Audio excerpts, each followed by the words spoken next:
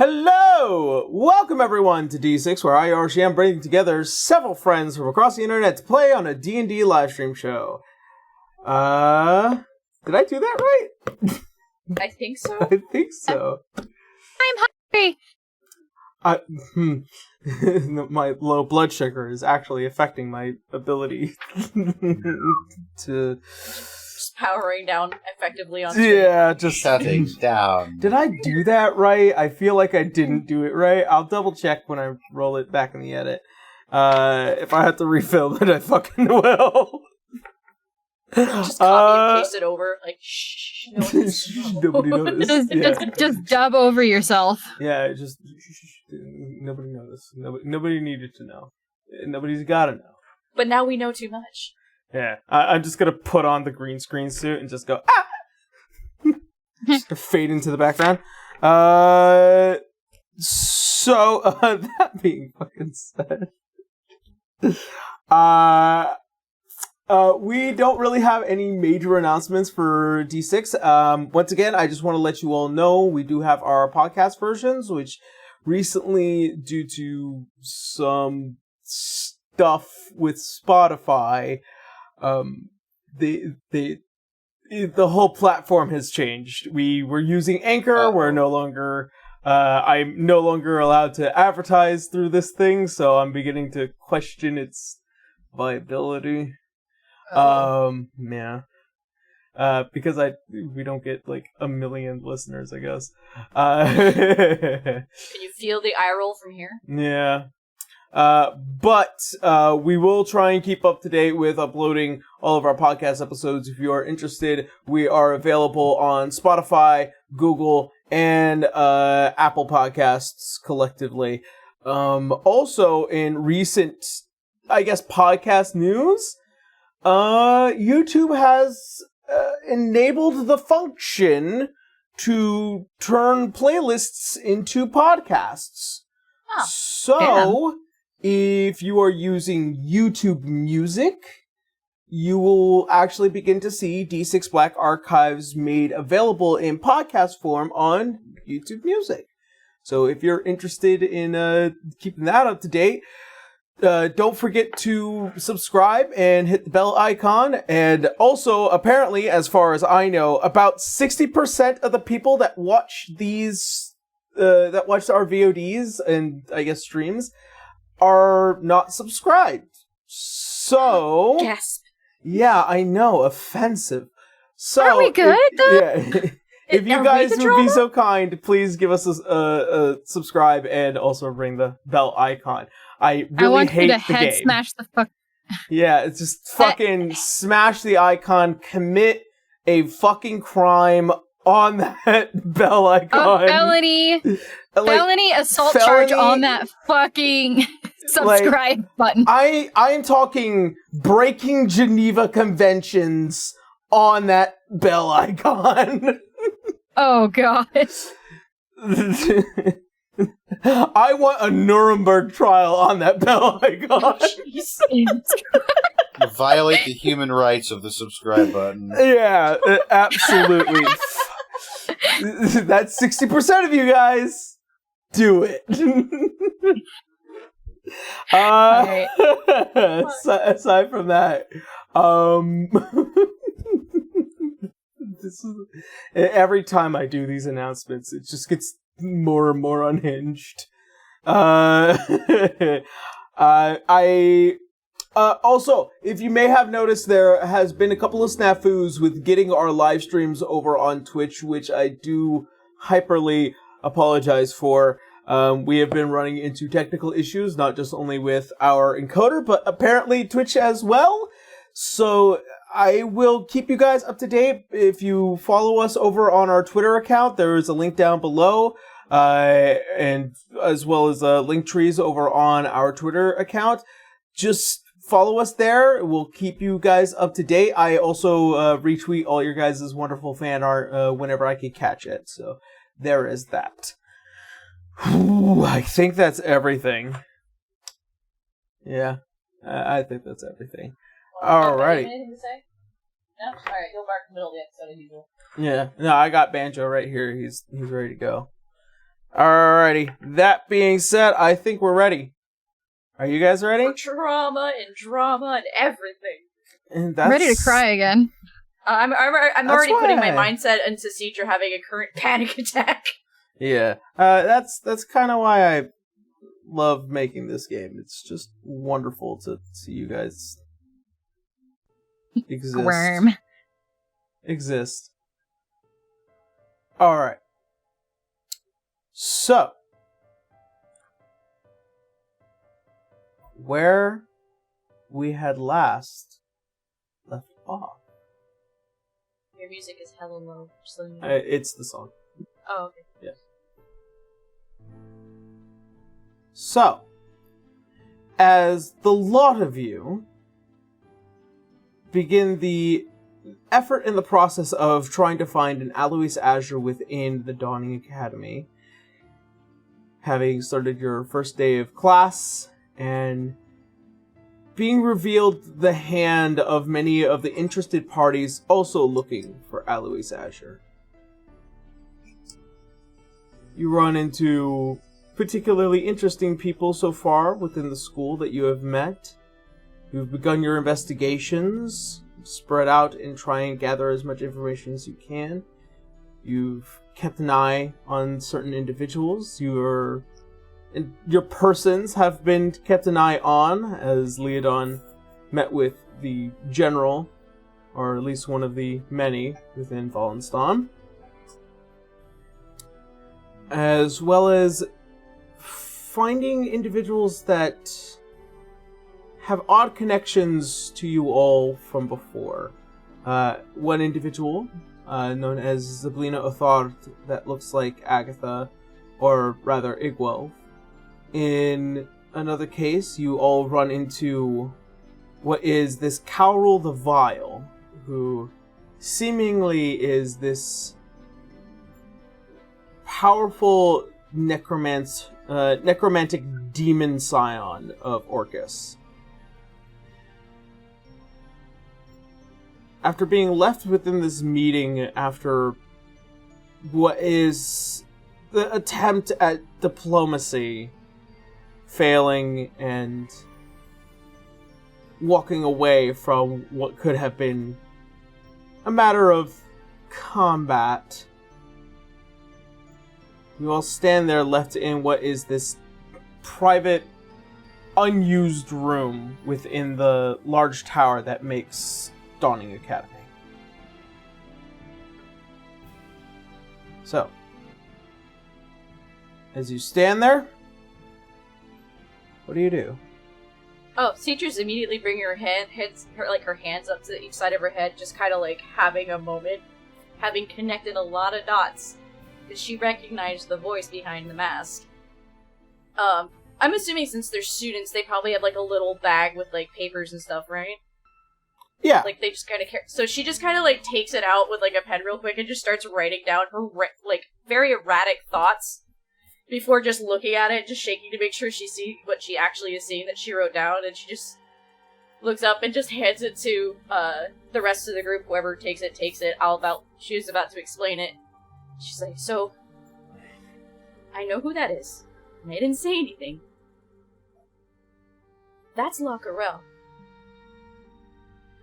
And if you switch the letters around, it spells out Kaurul the Vile. And if you listen to his whole rant just now, he was there from the beginning with the Lumerians and the Ragnarok project, technically. He was there messing with Sav, and then he was there with the whole thing with Tiamat. So now sounds like he's trying to do it again, trying to find Azure. He has something to want with Samael because he has the blade. But this means he's known about us even before all of this. We didn't wind up in the dunes because of Azure. We were in the dunes because of him. Because he wants Azure. I have a headache now. Oh, is Lockerell gone now? Yeah, he left us. So that's why Citra was quiet the entire time at the end when he was trying to get the rest to agree to basically putting a good word in with Samael for him, and they just kind of went, no. He's trying to get to Alois through us. He wants the Black Archives. But that means this has really been in play for long. Oh, this is bad. This is really bad. Azure was technically trying to keep this safe in his own way, I guess. Leave it as a need-to-know basis, right? Need-to-know basis. As always. Dante's gonna start pacing around in a circle. And she grabs him by the jacket for a second, like, he is also Haley's brother. Wait, he's his... I'm sorry, or what? I saw her before we left, and she was looking at, like, a portrait book of some sort, and, yeah, I saw his face in there. God. I mean, oh goddess. She has no idea where he is, but, I did tell her who I know. I wonder why she was... Yeah, I got, the tail end of that, I guess that's why she was asking all those weird questions, like, what would you do if you found out you had a family? How did you feel when that all happened?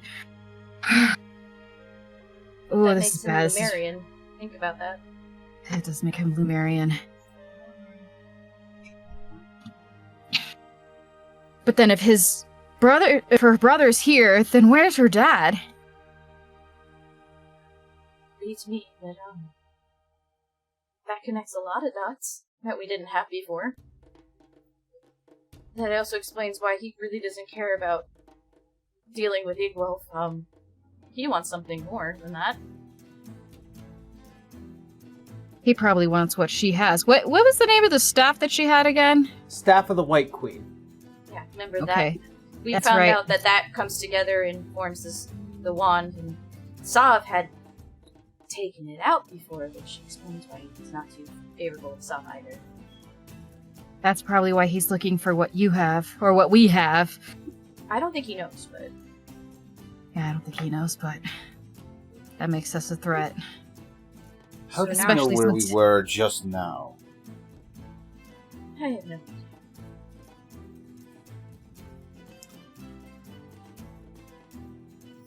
Leodon, make an Arcana check on that thought.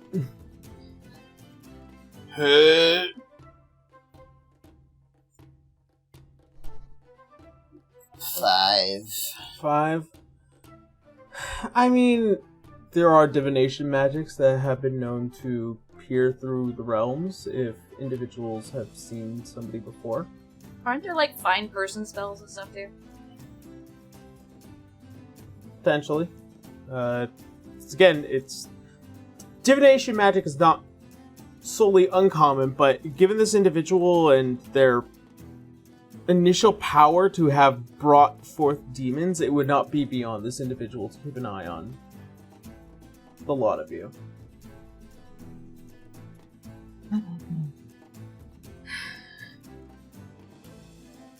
We already know he was in... Wait a minute. What? The divination magic in my room. What about him? That might have been him. It's possible.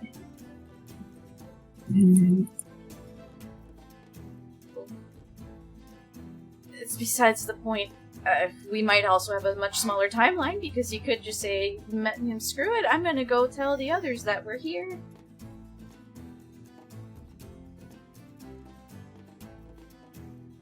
Knowing his goals, that wouldn't be beyond him, I suppose. No, and she looks at Buddha going, where was this hallway? Like, do you remember where this was that you were at? I'll have to do, if I move around, if I walk around the campus, I should be able to find it again. Well, the reason I'm asking if you have a general knowledge of where this would be, it's probably best to send Dante at night. Dante? Yeah, I mean, it's already close to nighttime. I better tag along if that's the case.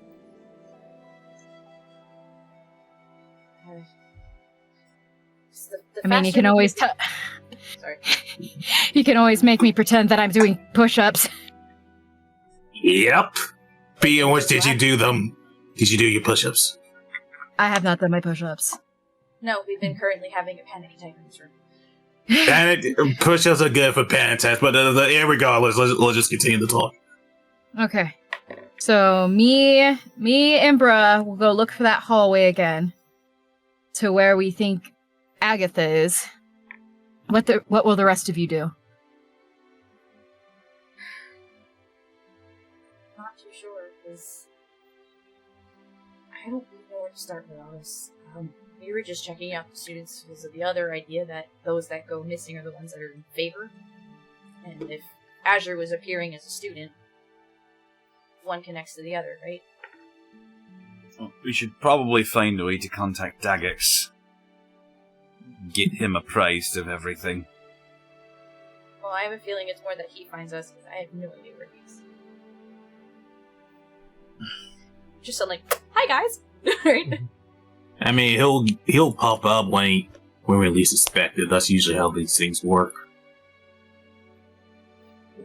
Usually. Alright. But we all can't just be out, like, and she points to her and Dante, we can't all just be out because we are the ones under a curfew, so the less the better, I guess. And if you're with a teacher and she's pointing at Buddha, it might make more sense, but...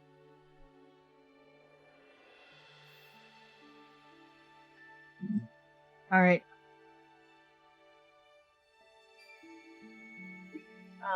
If that's the case, and she'll actually hand the little crystal to you then instead, just in case anything goes bad. Hand it Only to who? in severe emergencies, Dante. Only in severe emergencies. Like, that is, things have gone absolutely wrong, people are gonna die, kind of emergency, okay? Okay. So I got a backup plan, I got a backup plan, I got a backup plan. 1, look like I'm doing push-ups because Bruh's making me. 2, if all else fails, use the Cape of the Mountebank to get the fuck out of there. And 3, if things come worse to worse, break the crystal. You'll be summoning Ignis. Okay, summoning Ignis. Got it. Alright. Like- I think we have our plan for now. Well, Leo, are you okay with this? Are you okay with this, Leo? That sounds fine to me, just don't get into any more trouble. Alright. In the meantime, I'll figure out a way to contact Daggix. She'll sit there for a second. Oh, right. Azure's looking for Tonreal. That's the person. It came to me recently. So also, if you hear that name, pay attention to it. I mean, Henry. I messed with the letters earlier on paper, but Zablina's name can technically have the name Tonreal in it, but I don't even... it's a stretch. Okay. Alright, well, keep an eye out for what you said. Mm-hmm. The teacher just holding her head in her hands because she's trying to keep it together. This is not her expertise. Okay. Alright, So the plan hasn't changed. No, Plan just hasn't more changed. people are in the game. Just more. Yeah, more intel. Alright, Professor Ryuji, or Ryoko, Ryuji Takano. Ryuji, okay, I had it right somewhat. Mr. Takano. It's Mr. really not- Takano. There you go. Okay, alright, Mr. Takano, shall we go search around a little more? Yes. Also, I expect you to jog around the campus. Come on! No, I'm just kidding. I already I'm claimed- not. To be fair, it would make sense given the teacher you're with. It would make sense. Get Alright, jogging. Alright, sister, here are all the leaves for class tomorrow. She's holding leaves like, you went got this. Yeah. Oh, okay. Try to make a tea out of them. At least out of 5 of them. Okay. Okay. Alright, let's go. Alright. Get to it, Maggot. Okay. Up two. Okay, Alright. he's gonna Dante's Alrighty, gonna start alrighty. doing like high knees kind of jogging. Okay. So, for the sake of you two, I will say make a performance check. Performance. Alright, let me see. Yeah. Performance. You do have guidance. I'll use a guidance. How do we use a Guidance. Just roll a d4 and add to your roll. Okay, D4. Well, that's... I see an 8 so far, so that's not going great. 11. Okay, so mine's gonna be a 15. Okay. Or sorry, 11. So you guys proceed in making a bit of a show, and a couple of other students kind of just like watch as it almost seems like it is a teacher punishing a student.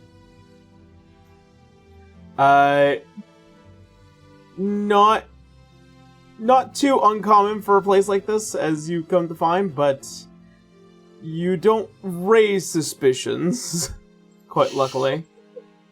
Oh my god. To that in which I will allow one of you to make a investigation check. What's your plus 0. on your 0? Alright, I have a plus 4. Do you want me to try? Give it a shot. Plus 4 or Hey, plus 40? Because I got very confused plus for 4. a second. Yeah. I have a plus 4. Okay. Alright, and... Alright, in the name of the goddess, I will punish you! Wrong show. Oh, that was so close to a 20. So that's a 12. Alright. In what would have been the hopes for a higher roll, I'll take your passive. Okay. You do happen to spend time kind of getting slightly directed by head nods and points towards directions by Burra in hopes that you might find where you might have found this place. It's not too hard to try and rediscover, but you end up spending a good couple of hours doing this before you both finally culminate to this end of a hallway that is a dead end with no entrance and nothing. It's just 3 walls and a flat floor. So, as you both find the wall, as you just stand there, it is clearly stone by its masonry. Nice flat floors, well-designed brick walls. Are you sure this is where you found it? I'm pretty sure. Alright. Doctor's gonna press around a bit. Alright.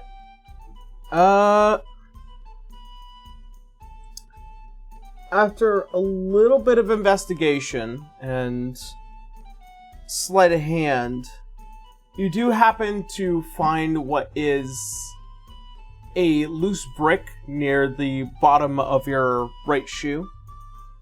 And it kind of has a bit of give to it.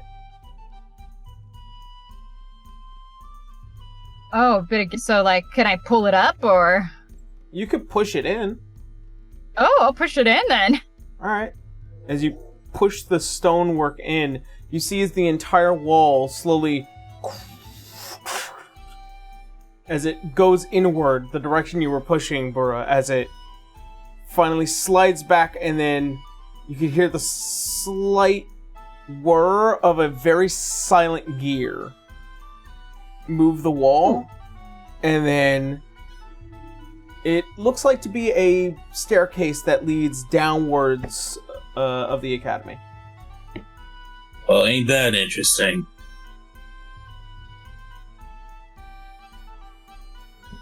Alright, well, let's go inside of it. Are you sure we should go inside of it now? Should we wait for the others? We're on a very strict timeline. I don't know what the best route is. Alright, I guess we go in then. Alright.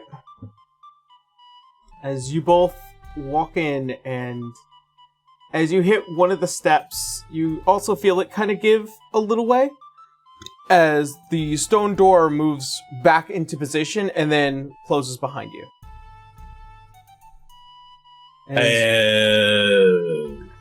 as you Okay, both are made to go down in this stairwell. Alright, well, nowhere to go but down. Yep. Alright, is it dark down here? It's pretty dark.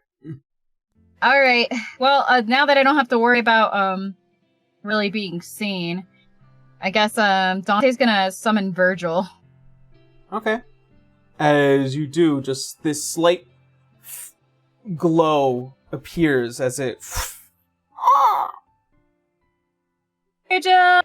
You're gonna light the way, bud. Sorry about the new face. Okay. Alright, we're gonna go down the staircase. Alright.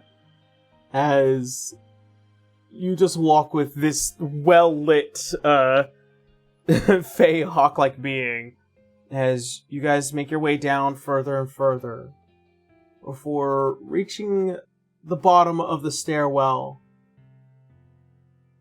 you do happen to perceive what is this very large open room. And somewhere around 40, maybe 50 as a hard deck feet up, with what looks like to be wooden rafters that kind of just hold this whole room together. And across it is a short hallway before it reaches to a door. Huh. Better make sure there's no traps here. Let me see if I could send Virgil out to see if there's any traps. Okay. And his, let me see. So his perception, let me see. Passive perception is 16. Passive perception is 16. Good to know. Excuse me, so I grab something. Ah, fuck.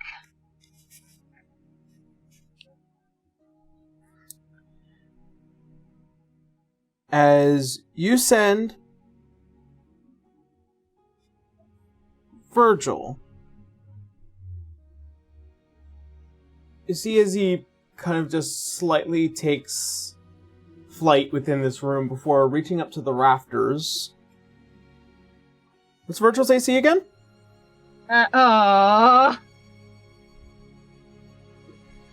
Virgil's AC is 15. 15? That's gonna be a 23. God fucking damn it! And the damage...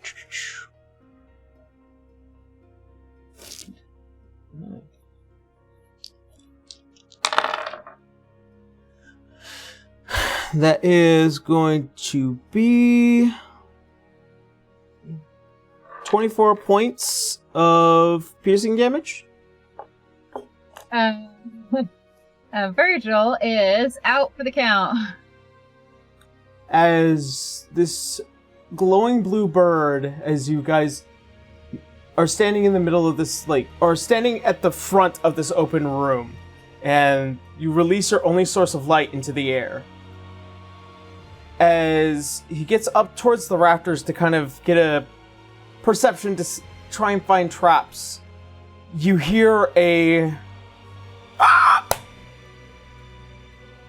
as this large crunch sound before a dispersal of magic is split across, and you begin to hear the moving of what seemingly is this almost leather-like creature that begins to move from the top of the rafters as you are both left here in the dark. Fuck. Alright, and we will get to you guys in a moment as we go over to Citra and Leodon. Oh, so we're still up in the... I'm saying I'm the sure room, they'll I be guess. fine. Made a mistakey. If it isn't the consequences of my action. I realized I was muted. Whoops. Alright. as you both begin the process of trying to get in contact with Dagex. Let's see here. Excuse me.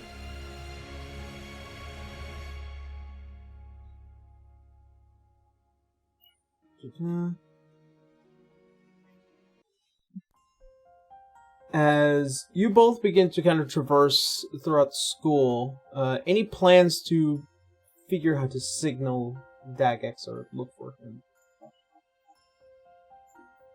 I have a plan, but it involves being around during the day. I'm assuming this is nighttime. It is getting close to nighttime, yeah. Well, he is keeping an eye on us technically, but he's also doing his own investigations, right? Oh, that's true. We need to be subtle about it, though. So, how do we settle about it?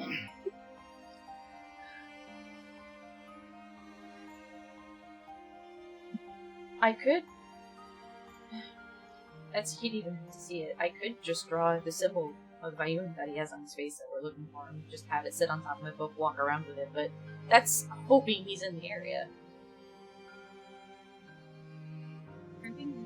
That could work. And she'll alright, and she'll just kind of draw it down for the two of them and just still hand her one other copy of it.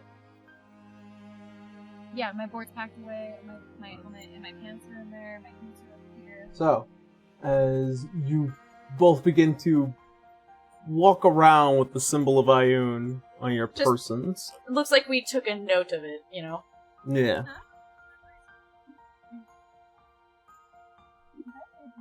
Yeah.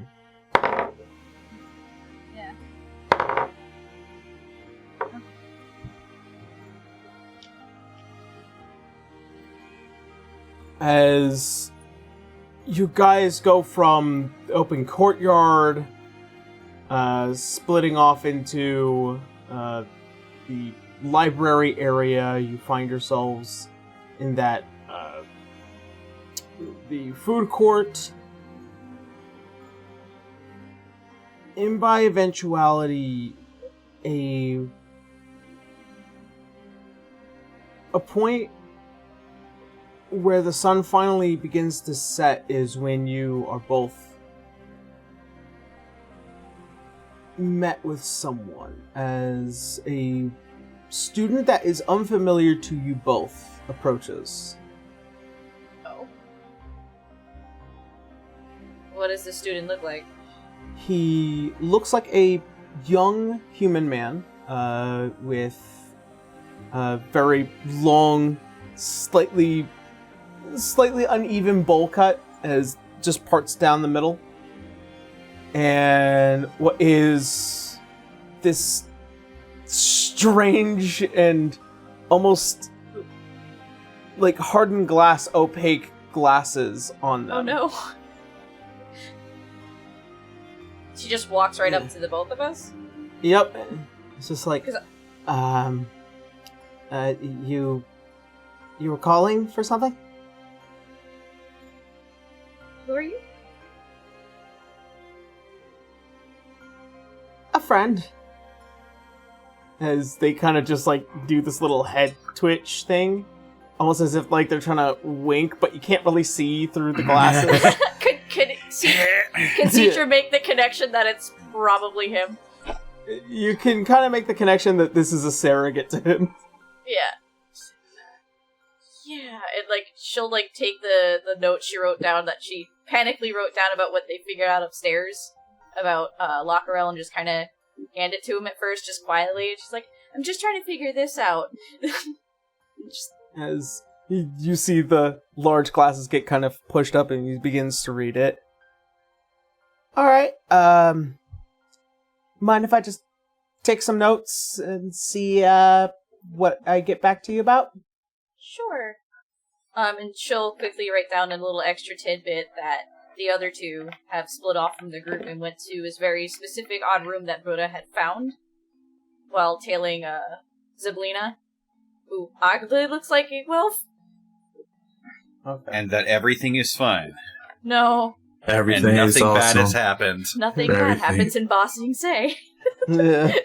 Nothing bad happens in Ba Sing Se. Where's Julie? I am Julie. That whole bit was great. As you begin to kind of expand on the notes, and you're like, okay. All right, I'll be sure to get this a look over, and I'll get back to you in a minute. Okay, thank you. You can see he, like, nervously walks away. Huh.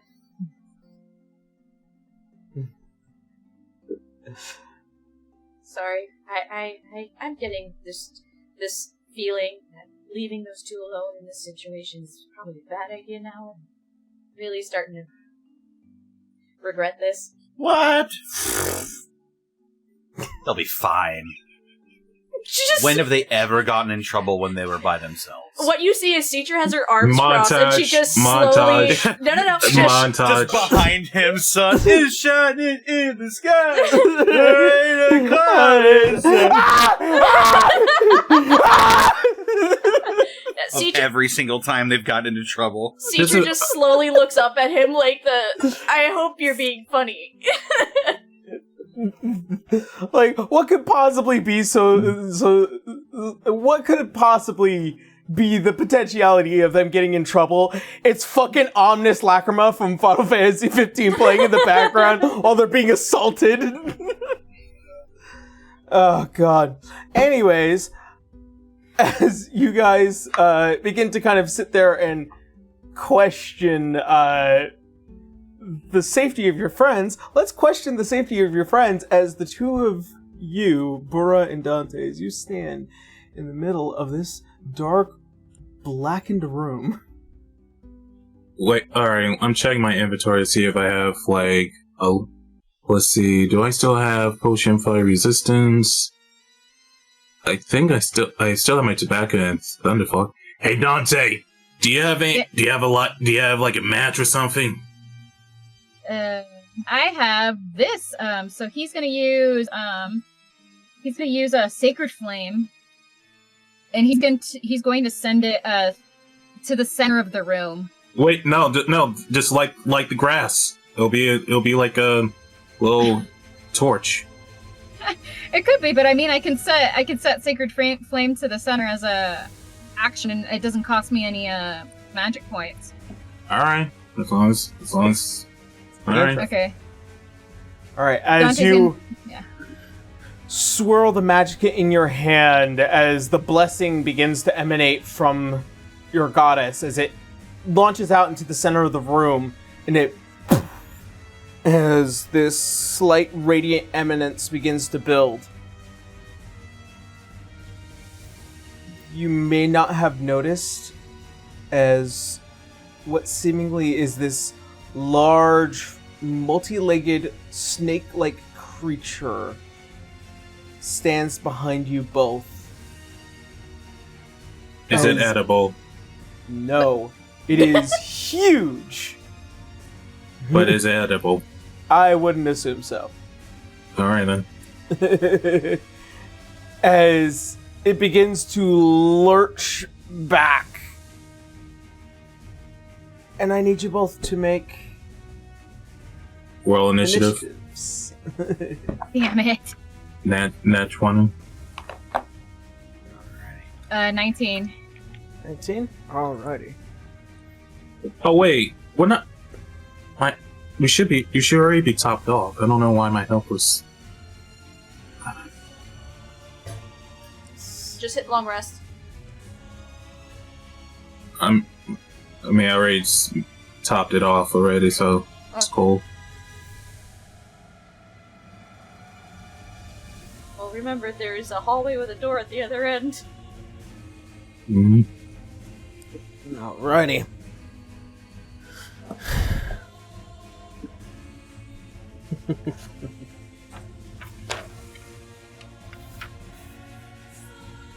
Alrighty. And that will leave.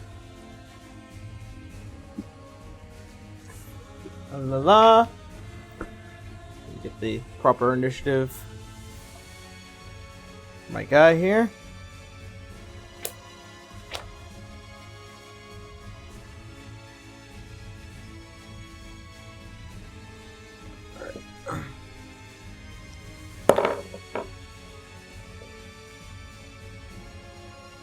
So 26 for bruh. Nice. 19 for Dante.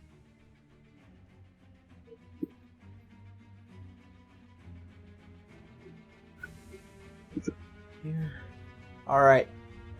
And before combat can start, this creature has the jump on you both. Oh, cool. So he is going to make an attack on each of you. Damn it. So the first one is going on to Dante. It's going to be 26 to hit. It hits.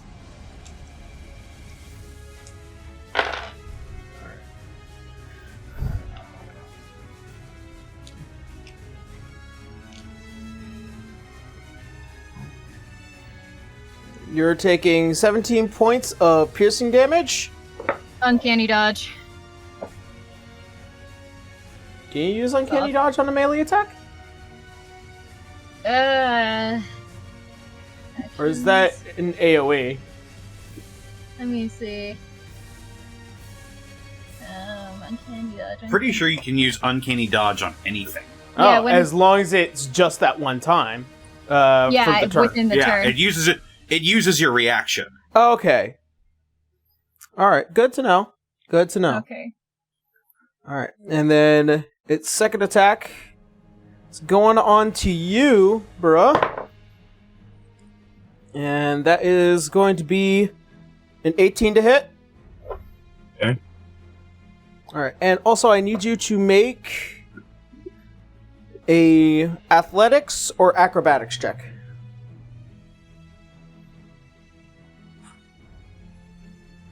Failed. Oh, 15. 15? Mm-hmm. Nope. Just barely, though. Mm-hmm. As you... see.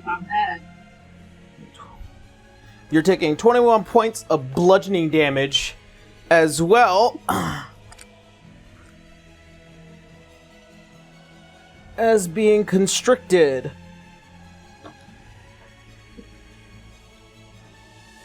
Alright. As that large long tail comes whipping around and it goes around your throat and body as it begins to squeeze and constrict you tightly. And let's see. You are considered restrained until the grapple ends.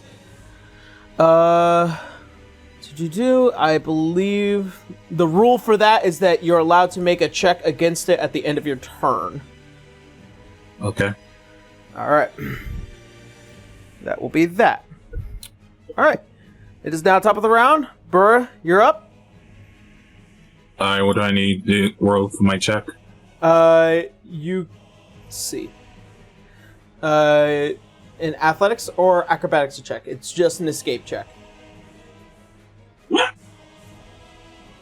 11. Nope. You are still constricted. Don't worry. I've got a plan. You do happen to still have your turn, though, just because you are restrained. Your attack rolls have disadvantage, and attacks against you have advantage. Your speed is 0, though. So you can still make attacks, you can still rage, you can still do whatever it is. Am I close to the mouth? No, it has a giant tail wrapped around you. You're kind of just being swung around. You can just still attack it, just you have to roll at disadvantage. I'm gonna rage first. Alright. As you are being tossed around like a rag doll. Your muscles begin to tighten up and you grit your teeth as almost like, for you, Dante, you can see what are like little red lines being swung across the air from the eyes. Right. Is he grappled or restrained? Restrained. Okay, yeah. So is it- Okay. See, and then if I'm close to the mouth, I would have tried to like done something. I guess You just slash at its body. I'm just going to attack it. Keep it simple. All right.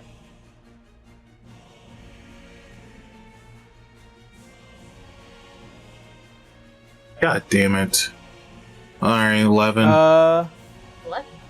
That's an 18. Yeah. Yeah. Oh, 11 I thought- plus 7.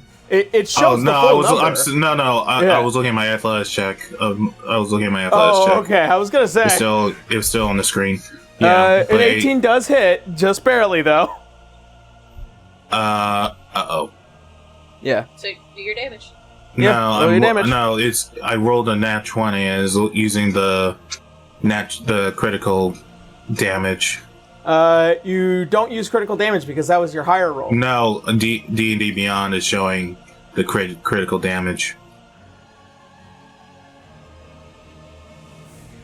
The D&D Beyond is showing the critical damage because I rolled.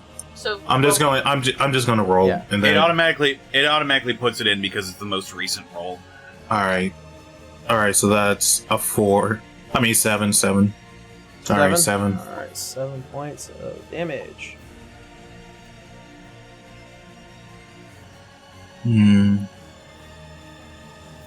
All right, as you grabbing hold of your blade, as you just try and cut into the tail and try and move it as much as you can, but it is thick hide, but you do manage to do some damage. All right. Oh wait, isn't there a plus of 2 because of my rage damage? Rage damage is included. Oh wait, I believe. it's already included. Okay. Oh, then- okay. All right, then I guess that's the end of my turn. All right, good to know. It is now Bahir's turn. And Bahir, as it swings you around, Burra, it's going to make one attack onto you and another one onto Dante. But it's first going to make its attack onto you. Let's see.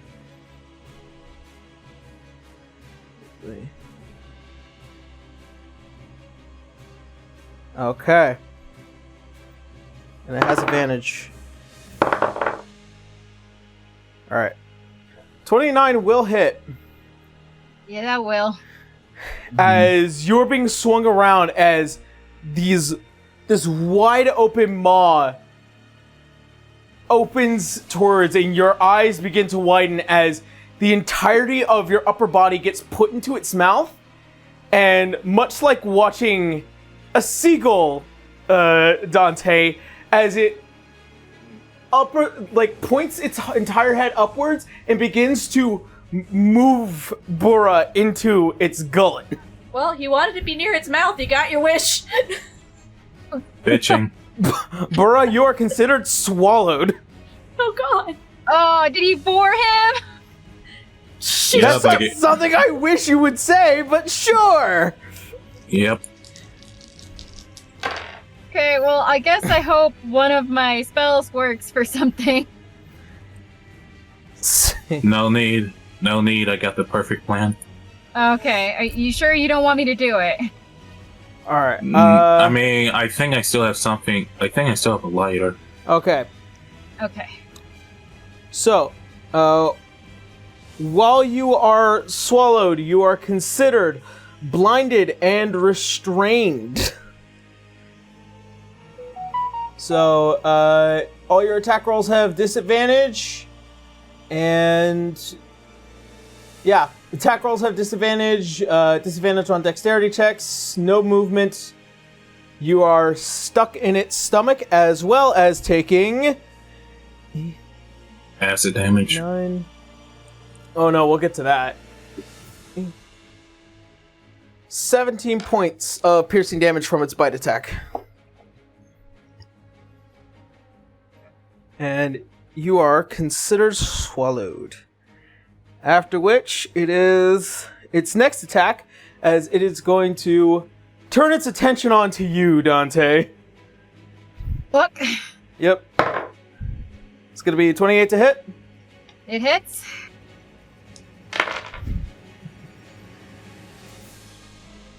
You're taking 22 points of piercing damage as it lunges at you and bites down, and almost like a chew toy begins to kind of wriggle you around before tossing you back onto the ground. Squeaky? His name is Sparky. Yeah. And that will be the end. Actually, no.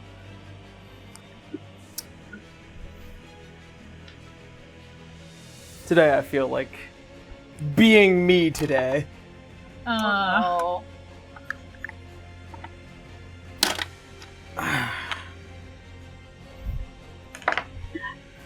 Two.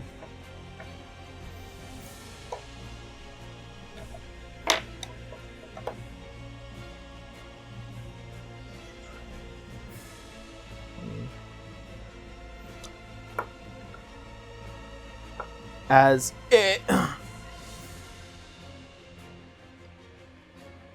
will climb up to the top of the rafters to get away from you a bit. Okay, And one it sec. will give you an attack of opportunity. Okay, so I'll take an attack of opportunity then. All right. And that won't take Oh, no, out wait. of You used What? a reaction for your uncanny dodge. You cannot make an attack of opportunity. damn. Okay, But it is well, your it's my turn. It is my turn. Okay, so does this look like a dragon of some kind? Make... I'm gonna give you the choice between Arcana or History. I don't have a good thing for that one either. Okay. Fuck it. We're gonna go history. 12? 12? There are notable creatures that kind of somewhat fit that profile, but this is not that kind of creature. This is a being made of what is been thousands of years of evolution. They're from beyond a different realm, and they hate dragons. They hate dragons. Okay, so Yeah, that means so- they probably... Does that mean they probably speak common? They do not speak common. But Damn as it. far as you know, this thing is pretty much acting like a massive guard dog to whatever the other side of that place is. Okay. Let me see what I can do here, because I'm gonna stay back on command. The command specs follow my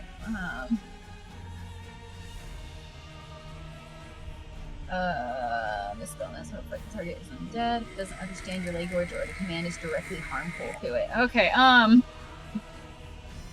shit. You still have that fireball arrow? No, I use that. Oh, damn.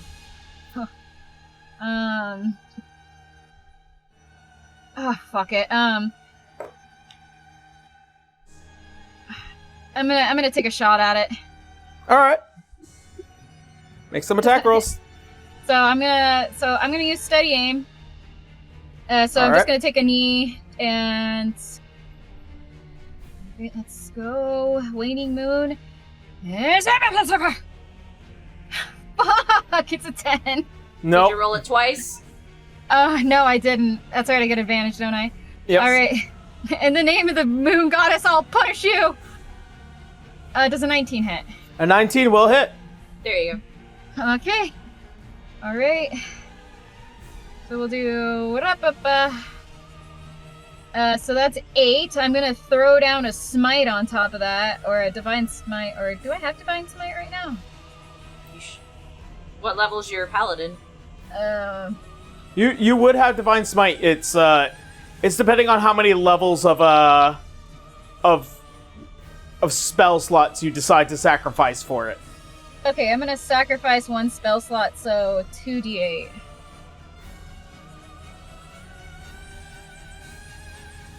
Alright, and he's gonna take another 6 points of damage. Okay. And then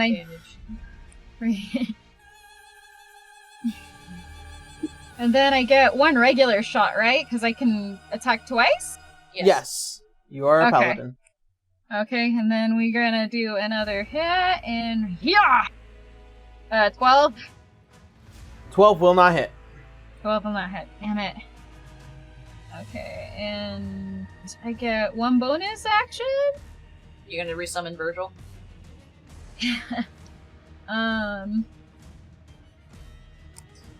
Wait, you know what? I think I have an idea. So as my bonus action, I'm gonna cast Ensnaring Strike. Or was my Divine Smite a bonus action? I think Divine Smite is bonus. Okay. Connor, can I get a Divine ruling Smite on that? Divine Smite does not take any actions. You can just do it. Oh no, my encyclopedia's gone. I was muted. The encyclopedia's Divine gone. Smite does not take any actions. You can just do it. Okay, so you still have a bonus open. Yep. Okay, so I'll just use my bonus action from that one that I did land, and I'm gonna use Ensnaring Strike. Okay. And spell DC is 15? Is it a strength check? Strength check of 15. Okay.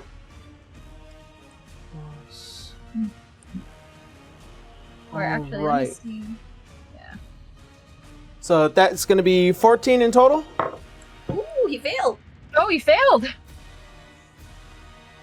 So doesn't he take more I roll damage from the bad ensnaring sometimes. Yep, he takes Listen. a... Our threat to melt your dice from Connor is still on the table, okay? Okay, so he's gonna take an additional 6 piercing damage, and then he is going to, let me see. He's going to be restrained by the spell. So will he fall to the floor? Let me to quickly do some math. Math and D&D? Right. Meanwhile, this creature, release me! Release me! As you kind of just move off to the side as you release a couple of arrows as one gets shot, and what is almost like a small strings begin to disperse and wrap around and begin to restrain many of its legs as it begins to kind of just huddle onto the rafters up high.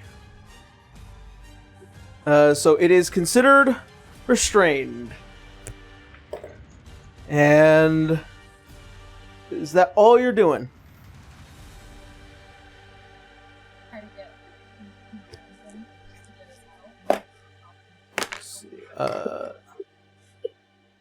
There we go. Jade? Jade, Yes? that all Is you're that doing? He's restrained, right? Yep. So does that mean he's gonna fall to the floor? No, he is stuck up on the rafters. Oh, he's stuck on the rafters. That's good for you. Yeah. You need your distance. Okay, well that's all I could do then. Okay. And it is now top of the round.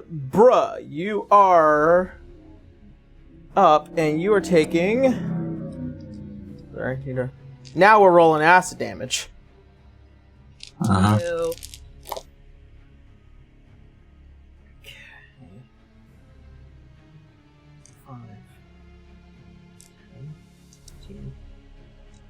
Taking 21 points of acid damage. Alrighty. So, am I constrained in the stomach? Yep. You like are... there's I'm being squished. Yeah, it's like being hugged very tightly by a snake. And it hurts.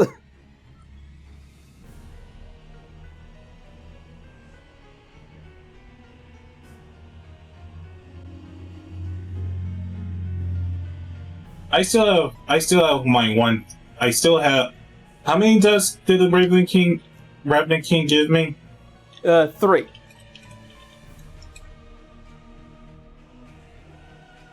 I mean, you could still make your attacks, it's just they're all at disadvantage. I honestly... So there's... Are you about to light thunderfuck inside this thing? I am honestly thinking about it. Fuck it. Fuck it. I put all my thunderfuck. I drop all my thunderfuck underneath me, as I'm assuming that I should have enough room to like drop as much thunderfuck beneath me. You can just hold it. Well, I can hold it, but at the same time, I'm being squished. Not to mention, I'm assuming that when I drop it, it goes into the lower intestines of the thing, or whatever organ. Trying to drop it towards its back end is probably not exactly possible, as, keep in mind, it's a giant muscled creature that is constantly constricting you inside of its stomach.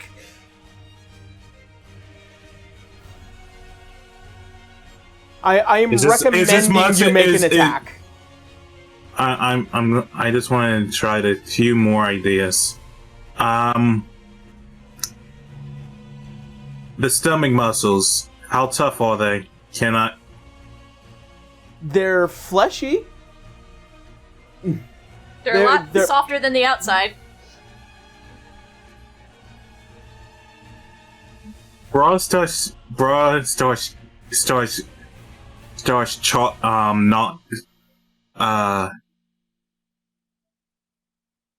fuck it. Bra starts biting onto the stomach, constricting him. You attempt to bite. It is is a bonus like action, by the way. Trying to chew very mucusy raw meat. Yeah, fuck it.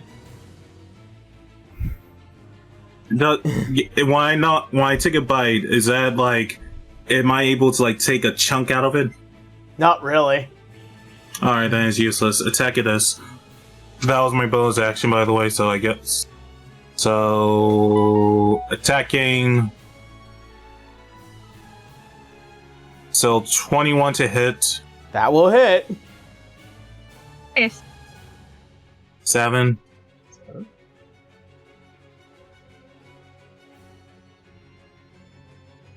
18 to hit. 18 just barely hits. Alright. And 4. Alrighty. Hello, Mario. Don't you also have your second wind or something? Might as well use it. Use it. You already used your bonus action. I use a bonus action. Like I said. Right, sorry. Alrighty.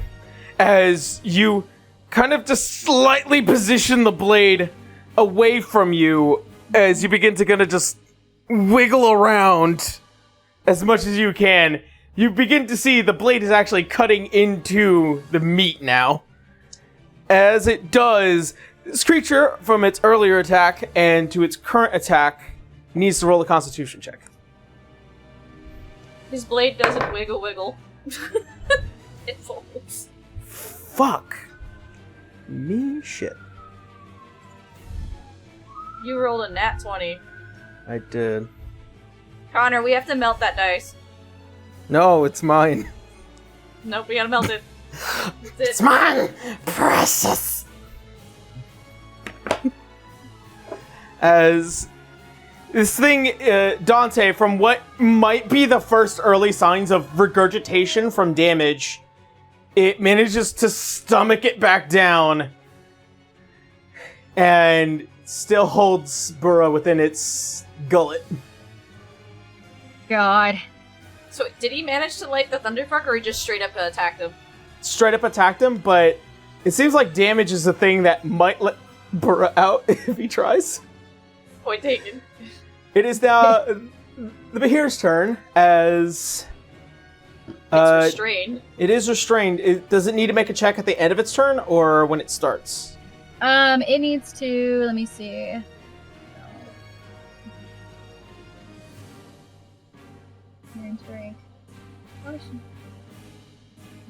The creature restrained by its can touch the creature.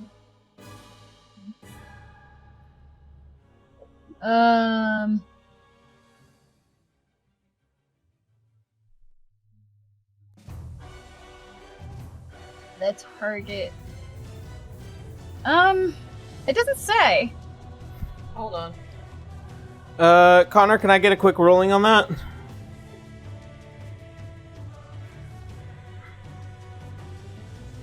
What's this now? Ensnaring Strike.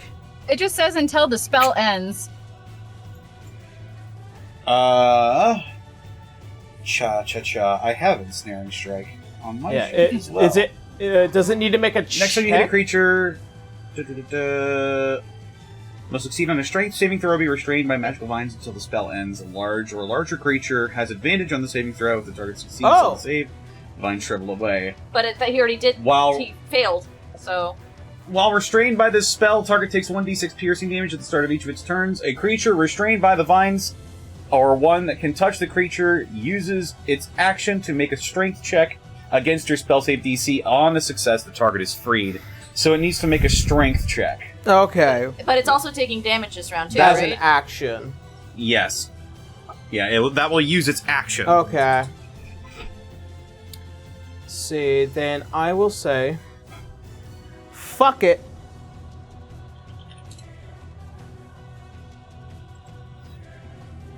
I'm gonna... It's breathwork time. You're absolutely right. Ah, shit. Dante, make a dexterity saving throw. Dante had to leave for now. Dexterity saving, I'll roll it. I'll roll it. It's plus 10 for dex save, right? Yep. Alright. 14. 14? That's gonna be a hard no. Oh, he gets a plus 3 on saves too, though.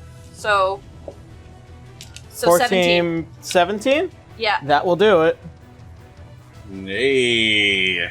Sorry, I saw them dip, so I pulled up his character sheet real quick. Taste my lightning, bitches. Taste my lightning, fuckers! Connor, you good at rogues? Because I'm not that great. I'm playing one right now. In a different game. Are you now? What game might that be? Why, twitch.tv/the... Dante's taking 51 points of damage, of lightning damage. Yeah. Christ! Oh, God. Is that halved? He can uncanny dodge that shit. Not halved yet. What's his uncanny dodge? Oh, no, wait, that was 10. I need to roll 12. Alright. That's gonna be 58 points of lightning damage. Did you say that was a dex save? Yes. Did Dante succeed? Dante did succeed. Dante takes no damage. Yeah. Okay. Evasion. At least I think they have evasion at this level. He does. Then yes, no damage. Alright. As you, Bora, begin to feel the wiggliness as what seemingly is a constriction as it begins to tighten around you, a bluish lightning beam hits the ground and then goes against the floor and rises up one of the walls as Dante just tucks and rolls and gets the fuck out of the way. Thank fuck! Fuck out of Dodge! Evasion, man. It's Yeah. The one lifesaver. It's the one thing that rogues fucking live Connor, for. can you help me co-pilot Dante? Yep. Yeah, I just opened his sheet. Alright, here we go. Where's everything? The one thing I don't want is people Gundaming other people's characters, but I'm gonna have a long conversation with Desi after this. All right. So, as that is the end of its turn, it is now Dante's turn. So, is it still restrained? It is still restrained. Yeah, it cannot move. So, does that also mean that Dante gets advantage on the next strikes?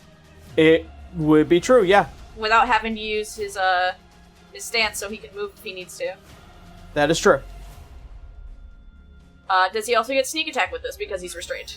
If you have advantage, technically you do get sneak attack. There we go! Connor, do you want to roll or do you want me to do it? Because my dice have been cursed.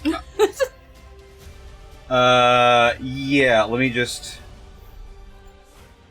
So either he can take a stance, but he already gets advantage because he's restrained, and he automatically gets sneak attack on both if they hit.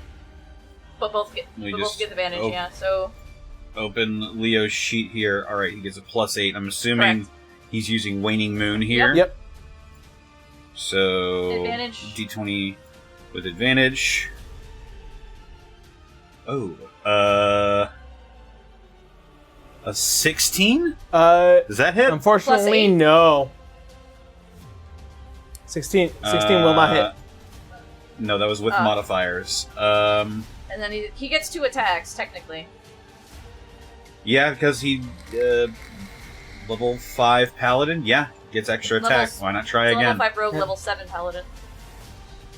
Okay. But he also gets divine smite if he wants to. Yeah. Yes. You can pump sneak attack and divine smite if you hit. With advantage. Here we go. Let's try it again. That's probably better. That's going to be a 23 to hit. That will hit. Alrighty. Alrighty. It is 1d8 plus 4 piercing And damage. then 3d6 sneak attack. And then if you decide to pump a divine smite into that, up to you. 6 piercing damage plus sneak attack, which 3d6. is 3d6 at this level. Sneak attack is going to be 10. Alright, Okay. and then he has And 1, 2, how many spell slots? 5. 5? He has 5 left. Yeah. Yeah, we'll pump another first level spell slot Alrighty. into a divine smite. That's 2d8, I think. I believe so. Yep. 2d8 radiant damage. Another 10. Alrighty. Those are just his attacks. He does have bonus actions he can probably do.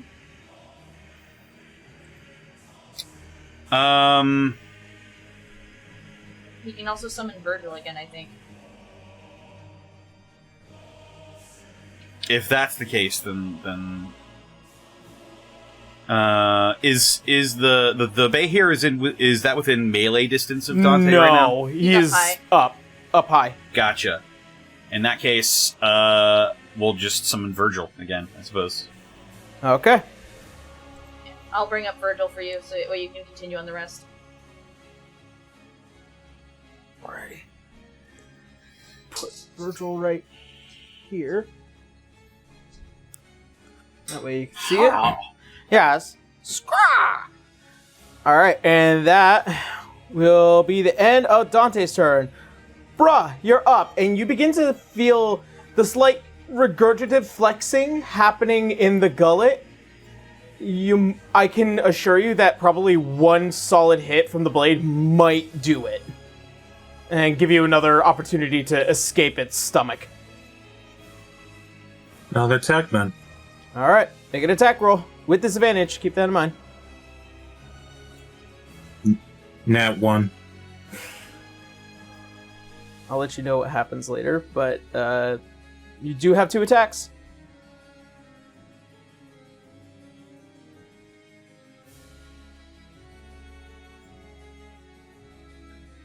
Nine. No. Anything else that you might have to try and escape, or you accepting fate? So you're gonna kick me off. Cool. Alright then. I'm not killing you off. I am saying, do you have any other moves before I roll more acid damage? Have you done your bonus actions? Not yet. I mean, I don't. I'm just gonna go with the Thunderfuck idea as a bonus action. I'm just gonna grab some Thunderfuck. I'm gonna, as much as I can, I'm gonna reach into the Thunderfuck in my pocket. Okay. Do I have enough? Do I have enough to like light it, even though it's constraining me? It's tight. I'll give you one more chance. Make a athletics check. Make a straight athletics check because you're kind of pushing up against pure muscle. Oh, 23. Alright, as you just slowly wiggle the sword between your legs as you pull out some of your Favarian Thunderfuck and just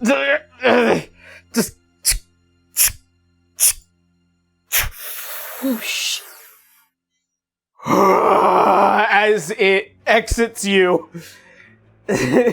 It's a strong smell when it just right back in your face.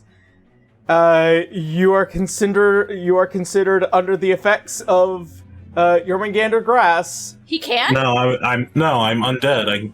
The Yamna grass had no effect on me. He was trying to get the monster high. Yeah. The monster is now under the effect of Bavarian Thunderfuck.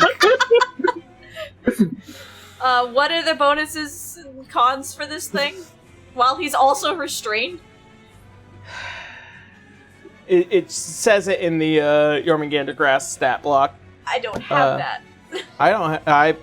I do. Sure. Let's see. Disadvantage of wisdom checks, advantage of performance of charisma saving, disadvantage of perception checks, advantage on intelligence saving throws.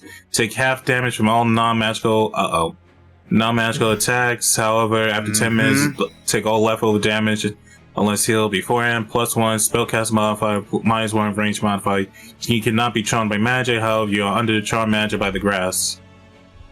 Yeah. The magic's from the fucking grass itself. Okay, good to know. Rutro. I have screwed myself over. To Dante, he seems a little more glassy-eyed than usual. It's just red-eyed now. Like, not the demon, but like, he's been up for some time. Yeah. And with that, it's going to be the end of Burrow's turn. And it is now its turn. It's going to attempt... It takes damage first. Oh, it does. I need a d6 rolled. A d6? Yeah, because Alright. it's the damage for it. That'd be 3. I don't know if there's anything else with it. No, I don't think so. Okay. It's just a flat D6 piercing. Actually, it needs to make a constitution check now. Oh, it took damage, right? Yeah. You is just it- barely met the does it- threshold. But does it take disadvantage for con saves? No. It's under the effects. Wisdom. Oh, it's Wisdom fuck.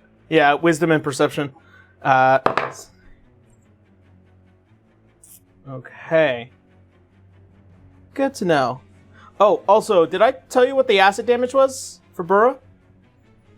Oh, no, I don't think you didn't tell me the acid damage It for was this round. 24. I wrote it down. Alright, so that's 54. Alright, and it does not succeed its constitution saving throw. As it looks down towards the rafters, it's gonna puke you up. Wait, you threw me up? He threw you up. As you drop down 50 feet into the ground, to which... Oh. Is that all?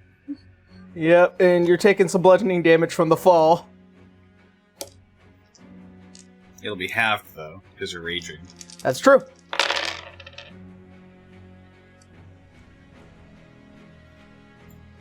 Let's see. I'll be 23 halved is 12, I believe. 23 halved is 12 points of bludgeoning damage to you, Burra. As you can hear what is like the sound of a cat reflexing its entire throat. The owner comes running and shit. And you are dropped down with what is this thin layer of mucus all over you. Pause. As you hit the ground. Pause. He blue screened. He says he's coming right back. Okay.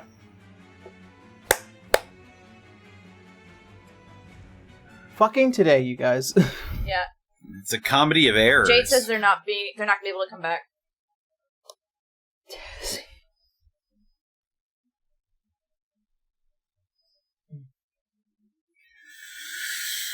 This is an oh no moment. This There's is die. the exact...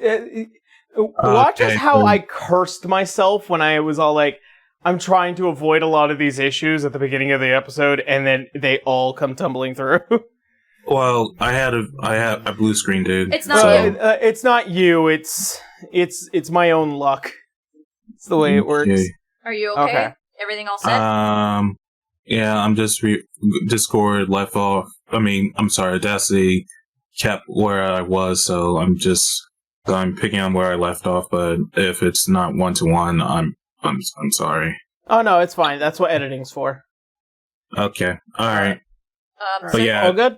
what did you last hear? He threw you up. You dropped 50 feet and you took 12 points of bludgeoning damage because it's 23 halved, and you're all gooey. Yeah. It's grim. All right. So my thunder. Okay, coolio. All right. Right back into the fight. Mhm. As you drop down to the ground and just thin layer of mucus. And just make sure it's 23. Okay, It's so 12. 23. 12? It's Okay. 12 it's because 12. halved, It's just you're 12. raging. You halved it because you're All raging. right. Yeah. All right, just making sure. All right, cool. All right. And it is now its turn. It has to make a save Yeah. or check. And- Check. That's going to be an unnatural 20 against Dante's check, which I know is 15, so it does succeed. Whack. Yes. Yep. But it takes its action to do so. Yep. Does take its action to do so. Alright, and Burra, you're on the ground prone. Dante and Virgil are up. It is now the end of its turn. Dante is currently up and alive. Yes, somehow. Should we use Virgil first while he's still up there? Connor? Maybe. What do you think we should do first? Sorry, I don't want to do anything wrong. Because otherwise, he's not restrained anymore, so to get advantage, he'd have to take a knee again. But that means no movement.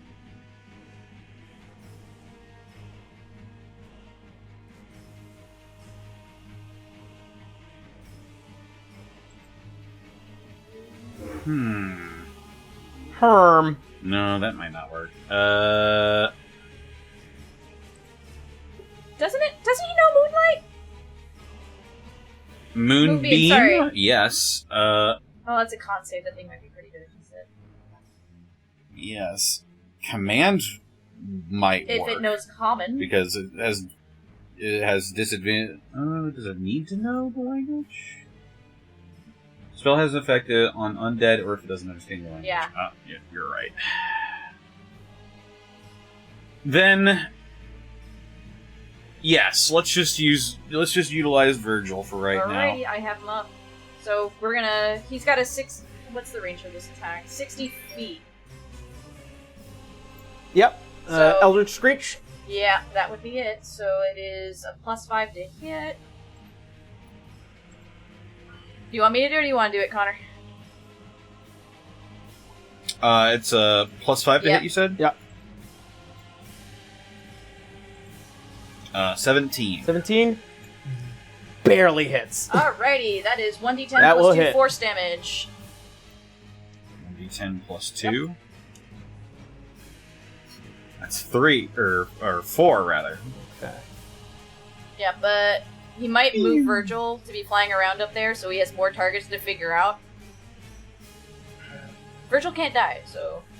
But he can really do a good job distracting.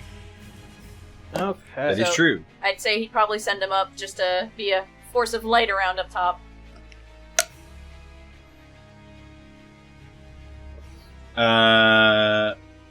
Let's then go ahead and We gonna take a knee?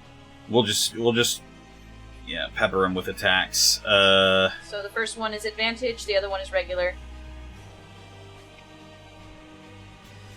But does that mean the advantaged one also gets sneak attack? If you have advantage, you proc sneak attack. So the first one gets sneak attack if if it it hits. Yep. Alright.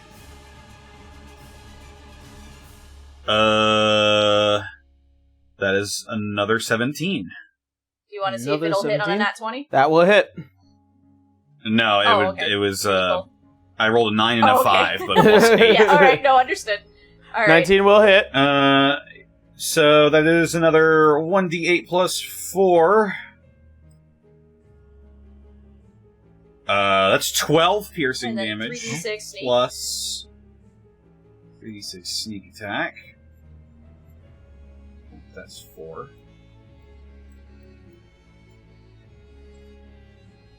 Uh, 11 sneak attack. Alright, he still has 4 slots left if you want to use another divine. Fuck it, we'll pump another divine smite in there. That is 2d8. Alright. For another 9 radiant damage. Alrighty. 9 radiant.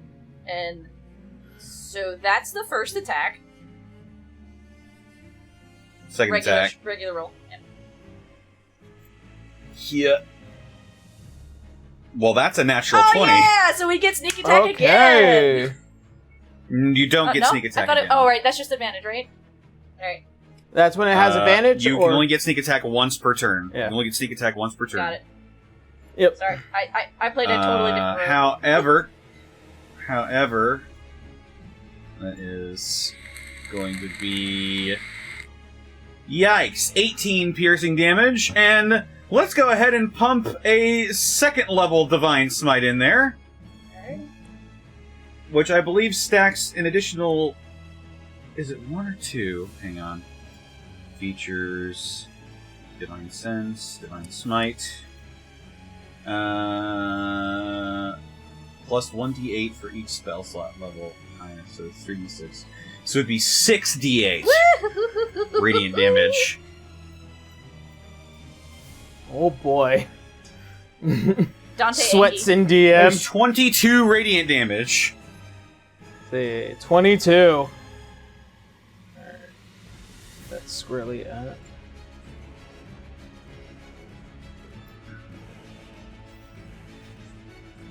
Running out of spell slots, though. Yeah. It kind of burns me that they're not here for it. Did they kill it?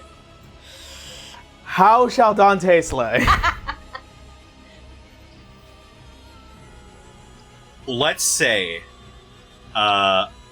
Virgil, being the absolute champion that he is, shoots the Behir with his Eldritch Screech, and it causes its head to knock back, and Dante lets loose 2 arrows that strike it right in its throat. Alright. And then just a ball of light from the Divine Smite. Oh yeah. And then they explode in a radiant moonlight shower.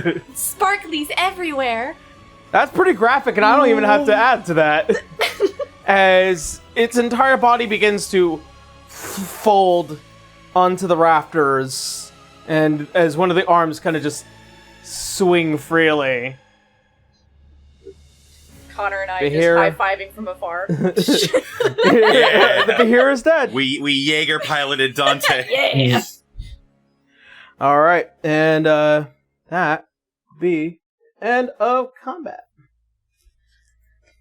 As you and Dante, bruh, stand there, slightly astounded that this thing acting like a guard dog managed to get out of that not completely unscathed, but alive.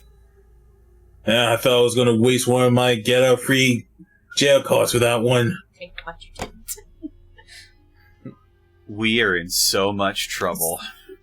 So now your decision is, do we continue forward without the group, or do we hightail it? Because y'all got hurt and you don't have your healers. Nah, I say we'll just go back. No, screw this. We'll just go back.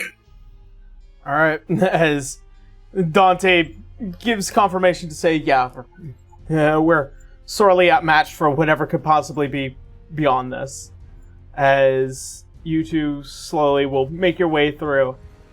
But, in the meantime, as the both of you are just standing there, still waiting for this person to return.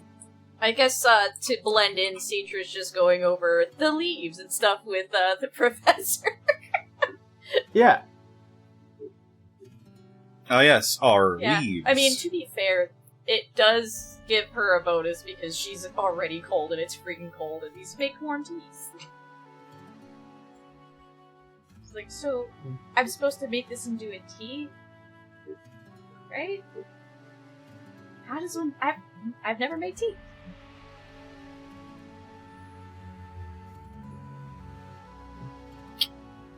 Well, you can either take the leaves as they are, or you can let them dry and you boil them She in actually water. has notes on this because she was sitting with the other student last time over and she's reading through it. Just really sell it so no one's like, what are you two doing? Nothing nefarious. We promise. As the night begins to kind of take over, as the small individual, human individual, as he comes back over with his the large glasses, like, so I think I managed to figure some of the stuff out. Hopefully this might be able to help you. As he hands over some of the papers back to you. I do have some of my own homework to take care of, so I will go ahead and leave my way. Okay, have a good night. Have a good night. As slightly, worriedly skitters off. So he handed us a note back, essentially. Yeah. Information. As far as what the notes begin to tell is... Dagex remains concerned as more and more of these people begin to reveal their hand that they're all after the same person. There is a level of interest as to this secret pathway, as even in his own undercover role has not been made aware of this. Way to go, bro. As he will intend to look into it himself a little later. He'll probably have to ask the other two where it is, since they found it, but they at least know that those two did. He will promptly ask for a debrief tomorrow morning. As one of the other bits is specifically addressed to you, Citra. Oh. Are you okay? That is a loaded question.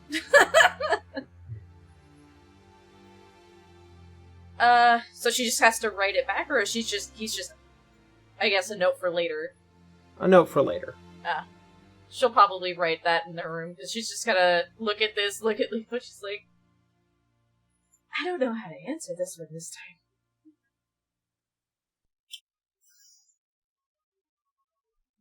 No, because, if you look, she's holding the notes, but her hands are still shaking. The feeling of really being way in over their heads on this one is just, it's really creeping in on her. Leo will just sort of make a cursory glance around, and he'll make sure no one's watching first. And Use your perception for forever see anybody. As far as perception gives, there is very light amount of people around given how late it is, and people are kind of making their way back to their dormitories and preparing for the turnover for the night. Leo will just put a hand on her shoulder and pat her a few times.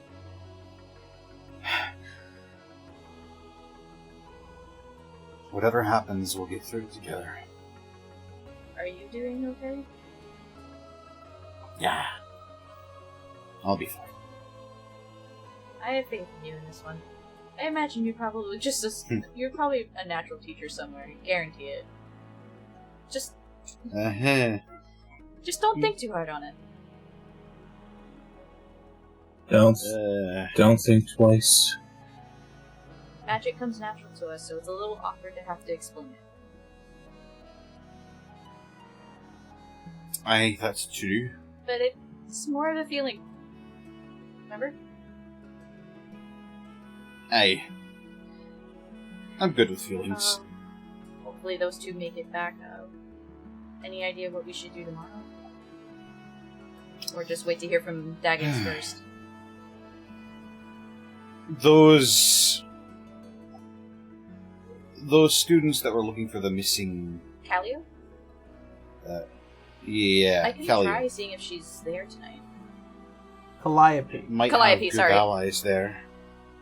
Callio. Calliope, no! I couldn't remember how it was spelled, so I just made a guess, okay? Yeah. So you saying to try and see if I can talk to her? Okay. Yeah. Yeah, I can try. I'll let you know how that goes. As much as I don't want to rope anybody else into this, they might have knowledge that we don't. I'm really hoping we don't have to lean on that one idea of being caught, or being picked out as one of those students. That's a right dangerous proposition, to be sure. If anything else pops up, I can write it down and hand it into you as my homework. Right. I actually have to do it. It's weird. Well, as someone who's never done schoolwork, all I can offer is a wish of good I luck. was homeschooled, so you really didn't feel a difference. So was I, except school wasn't really... It's different. It was a recommendation. I was taught how to hunt. Not a That's about it. requirement. Everything else Echoes of bro wanting teacher to do push-ups is heard. Do your push-up. Push It's just that chill down the spine, like... Yeah. Alright, So, so yeah. as the night comes to its conclusion, do you all return back to your... Yeah, because otherwise it's going to Rooms look and a little dormitory? weird of a student really hanging out with a teacher, so... Okay. On the way back, Leah will just, trying not to make it look too obvious, he'll just look to see if he sees Bra and Dante. Dante would have to meet back with Citra anyway.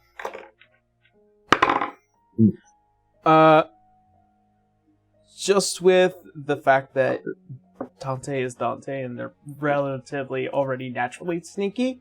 They also have Dimension Door, so they could just, Yeah. They kind of just avoid any initial contact with anyone else, but you're a pretty big guy covered in slime. Make a stealth check.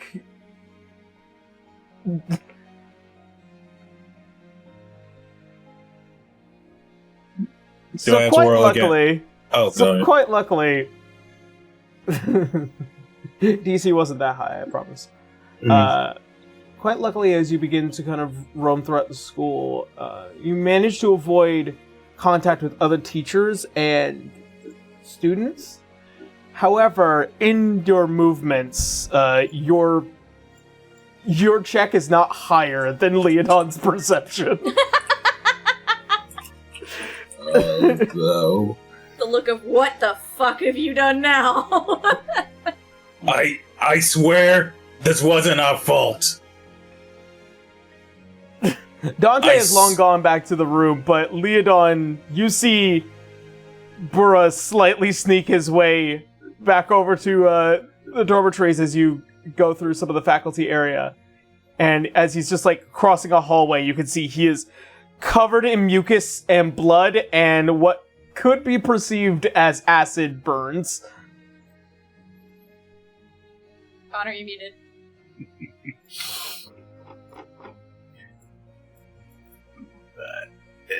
I'm trying to figure out the expression that Leo has on his face right now.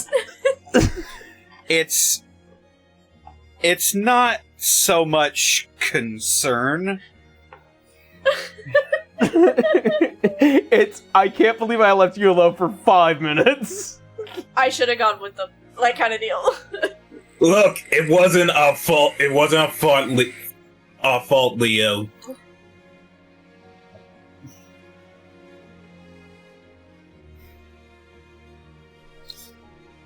We got jumped by a giant ass snake when we went through the wall. There's obviously something guarding that location. Was. Yeah. Dante actually managed to kill it, and I managed to get high before it got killed. Priorities. Can I just keep my ears out to see if anybody's looking at this conversation while he's using our real names?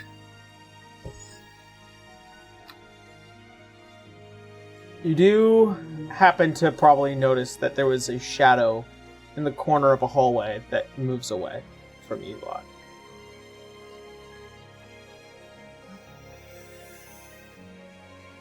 Wait, did bro notice it? Leo just turns and walks away.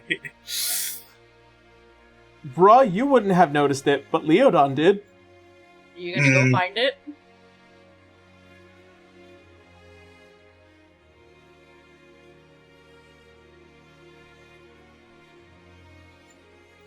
Oh, you're talking to Leo or me now? Leo. Because he's the only one with the high enough perception to notice. I might as well. Okay. As you move away from this conversation as quickly as you find it, you begin to move through some of the hallways. You get a faint feeling there was a body here. There's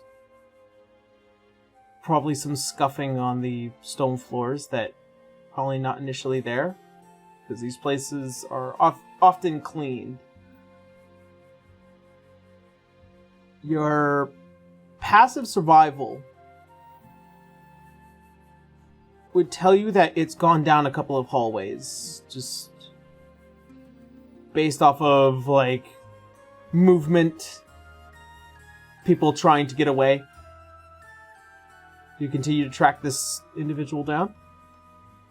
You know better to do. Alright. You're a teacher, So you can move around freely. Yeah. It's true. As you move to another area, slightly bit more open, I need you this time to go ahead and make me... Damn, I don't think there's anything I can do to escape you. The infinite perception! Yeah. Fool. I am a ranger. You cannot escape my Connor, I'm sight. begging you, please take observant. I'm gonna lose my shit. I've got you in my sights. I can smell you. I can smell you.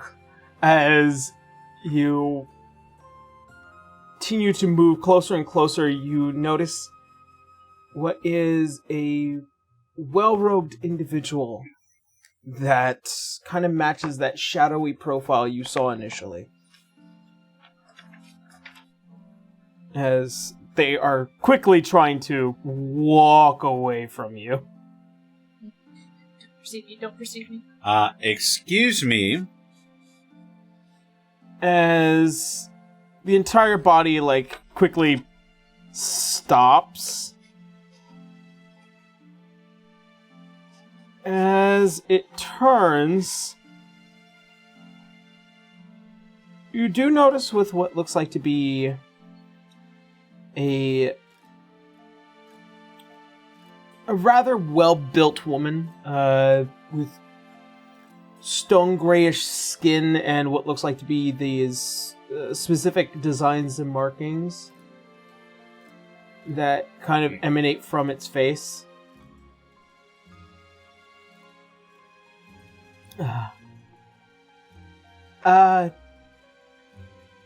Professor Silvestre. Silvestri. You seemed a bit lost. It's getting late. Do you need some help finding something?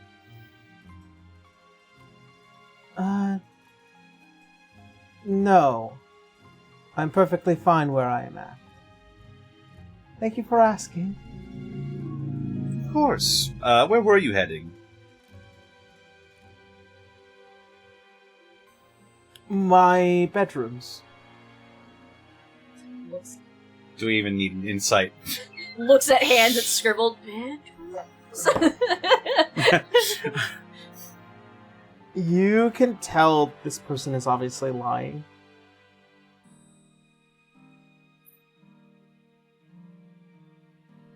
And you can also tell that they're lying based off of the fact that they are going the opposite direction.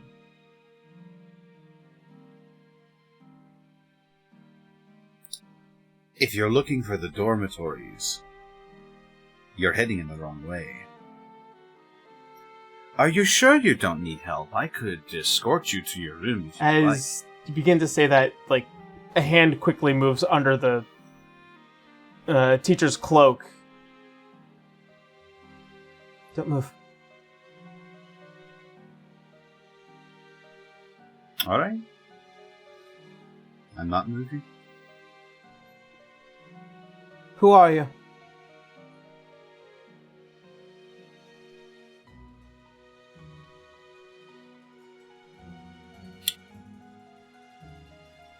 I am Rhaegon Silvestri, a botany teacher here.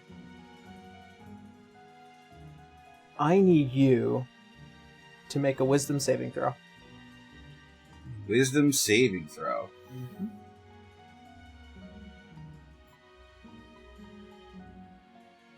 15? Okay.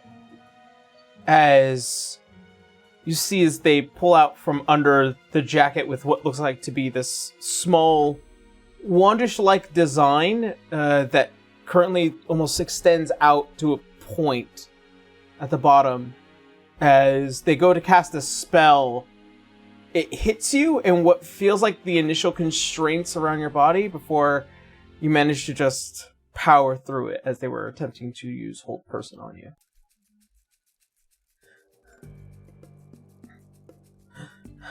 There's no need for that, I assure you. I heard you talking to him. I know what you said. Silvestri is not your name.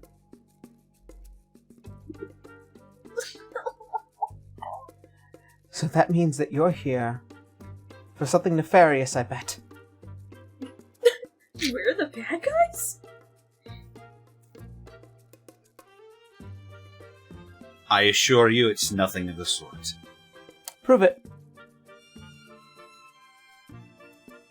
How would you like me to prove it? Tell the truth.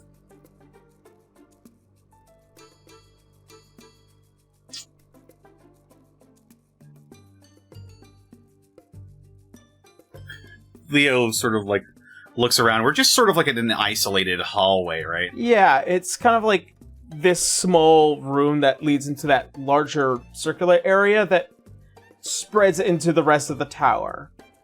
But this is kind of somewhat off to the side, just enough for two people to kind of just look like they're having a normal conversation.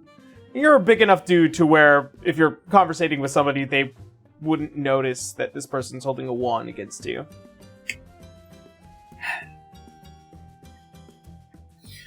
He sort of lowers his arms and looks down. Music's adorable.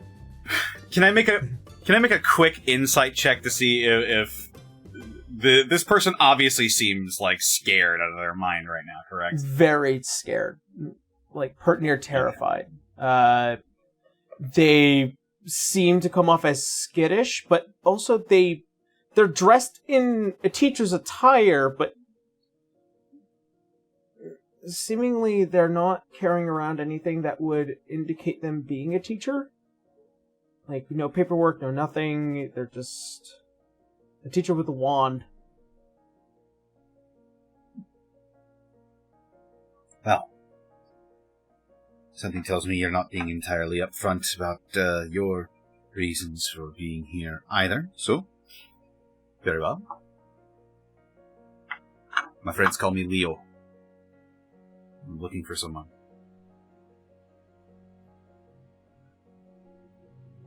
Who are you looking for? Old acquaintance of ours. Do you have any idea how little that narrows it down? Do you make a leap of faith here, or? I'd have to. Does the name Alois ring any bells? No. Well,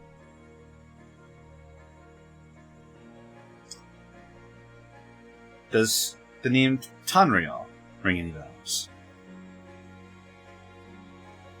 That one's a bit more familiar, yes. Ah. Well, there's a start. My turn. Why are you here aside from looking for somebody? What could possibly have led to somebody such as yourself to infiltrate one of the most prestigious academies within Volenston? He just looks her outfit up and down and smiles. Fair enough, I set the bar too low. This is where we heard they were. This is where we heard they were. That's all there is to it. So you don't intend to hurt anyone?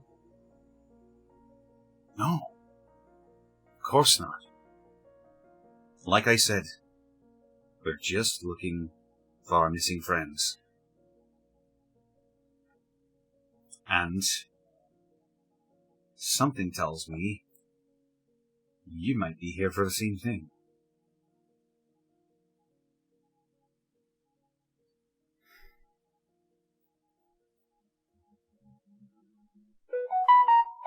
Excuse me. I do happen to have a person of interest I need to find. And being a teacher has afforded me that luxury to try.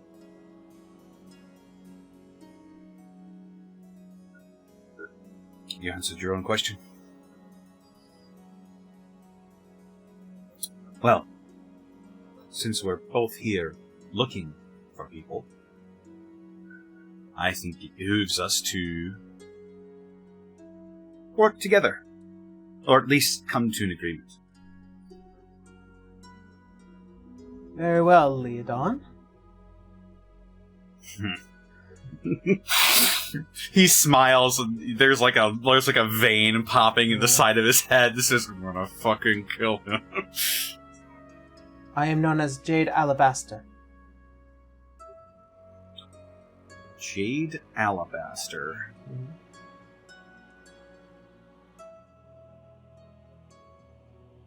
I'm currently looking for my little brother.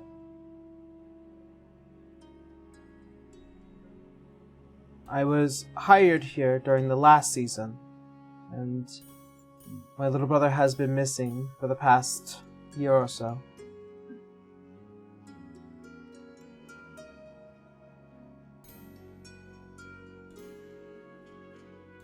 If what you say is true and you hope to assist me in finding this individual, or assist me in finding my brother and I assist you in finding your what's it? Toriel? Tonriel? Tonriel and Alois. I can be of some assistance. I do know of Tonriel. He was an alchemist teacher. Was. Yes, he had. Not anymore. He had left before the new season began. Was quickly replaced by a new teacher, but nobody has seen or heard of the man since they left. And it was close to the end of last season, the beginning of the new one, so very short window if that's what you're looking for. Hmm.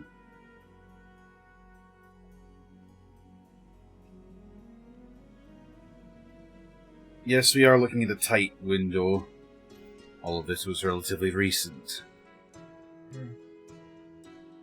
This Alois disappear along that same time? Even more recently, as a matter of fact. You happen to have a description of either men? Oh. One is a girl What- right what now, did- actually, with long hair. That's Alois. All I know is that right now, Alois is a girl with long hair. Student. A student. Thank you, Brain. You're welcome. I could potentially help with that information a bit more. I had a student that was close to that profile. Blue eyes, white hair? The blue eyes is a pretty big hint. And I guess we're working together on that notion. I suppose so. Our only other alternative is,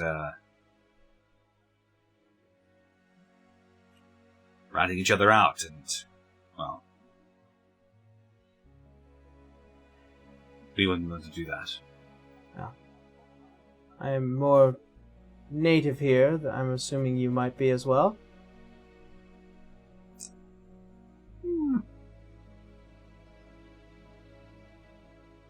Maybe not as much.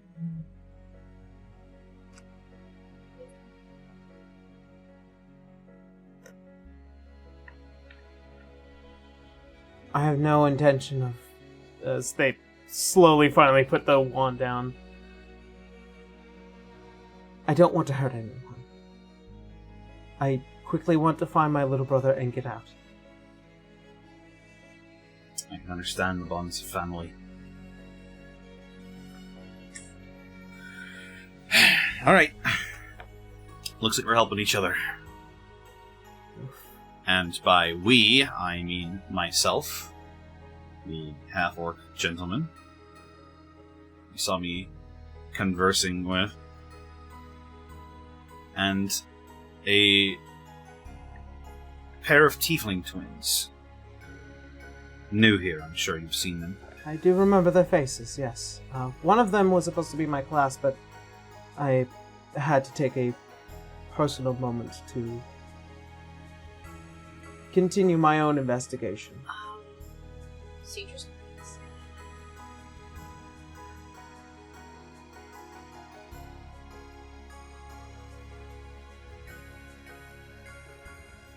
Perhaps we should continue our discussion more in private tonight.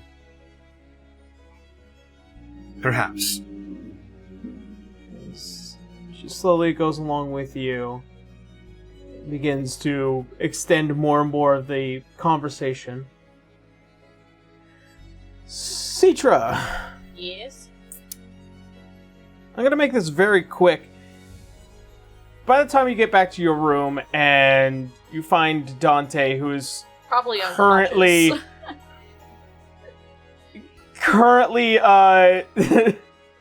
just like heavily breathing and kind of freaking out, but they're like happy freaking out.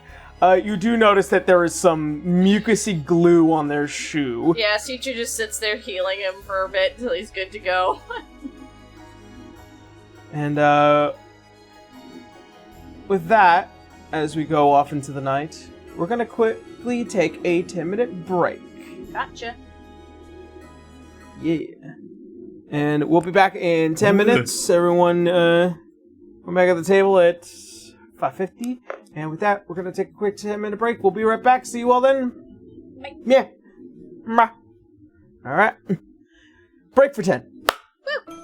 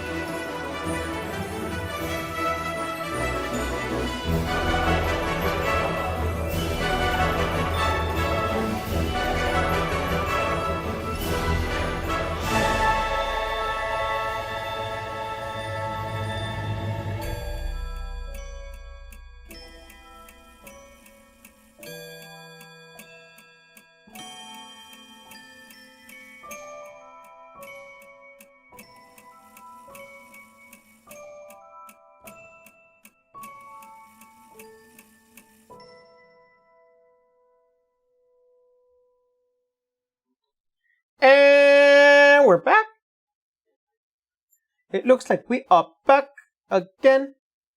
Tell a friend. And about time too. Alrighty. Well then. So, where we have last left off, as a lot of you turn over for the night, and Leodon, you end up having a long conversation about your position here with this Jade Alabaster and various other strange going-ons, but it seems like that they have become a little bit more sincere to you. As the new day begins,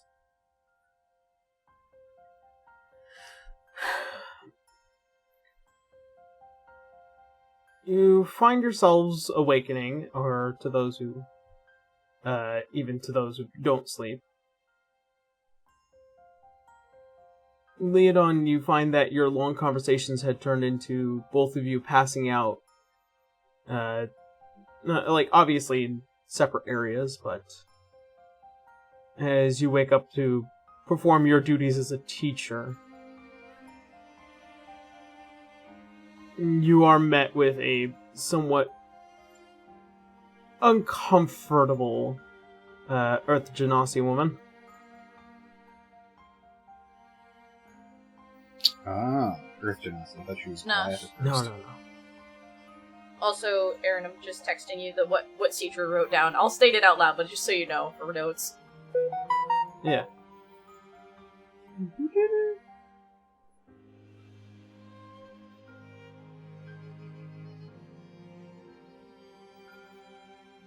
Aw, okay. As she moves up towards, like, standing up. Much apologies, but do you mind if I remain here for a bit? Not at all. I am currently not teaching my class at the moment. I've kind of have a few more days before I need to return back to my regular duties. I do this consistently, but I do find myself a little bit more in comfort of a place that is not too, I suppose, watched upon. I can understand that.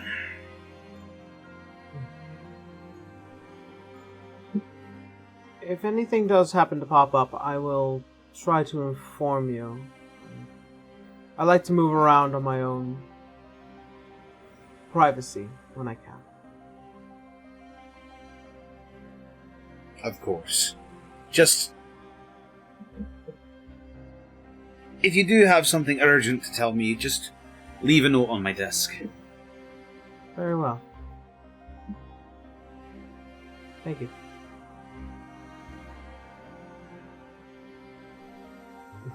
Along with this little personal tension. Dante and Citra, or in this case Citra, as the both of you begin to awaken and prepare for the new day. Nothing has been made sound of out of the stone just yet. Not that you've tried to interact with it before anyways. But as a bit of time goes on and you get your morning breakfast and you go to your first classes. I would also say that if for the botany class, I feel like she'd probably make that tea, but she would make it for 2 other people. The Yimden woman and Bedham, because she's remembering to make friends with these people. Yep. Alrighty. And with such, I'm gonna say first class, of course, which is your combat and training class. Yep. Bruh, I need you to make me an athletics check, a history check, and a persuasion check.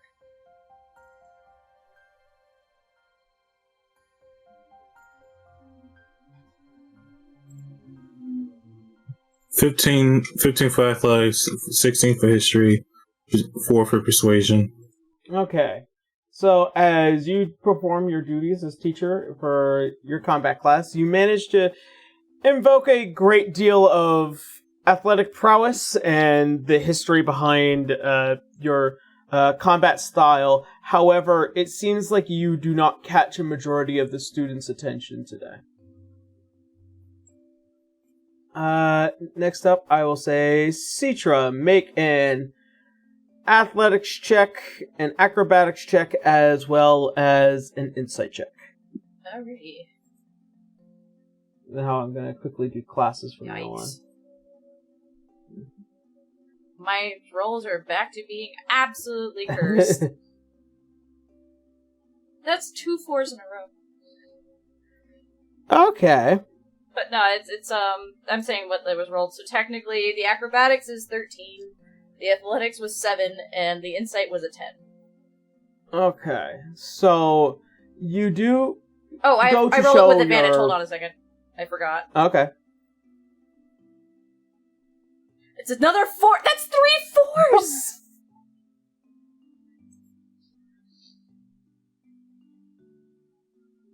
Okay. You perform swimmingly with your acrobatic abilities, as you're very flexible as an individual. However, the thing that probably takes you out the most is the rather physical presumption that you can continue to do several hundred push-ups and just knocking out from it. And from what you could tell, many of the students kind of just delightfully watch along, but there's none that kind of give way to social interaction immediately. Given that Dante is away right now, I will ask about that later. Combat class comes to a close as botany will be coming up very quickly. In the exchange of individuals being moved along, as we pause for Bura, as you are approached by the good doctor from before. Bura leans against the wall like a cool guy. What's up, Doc?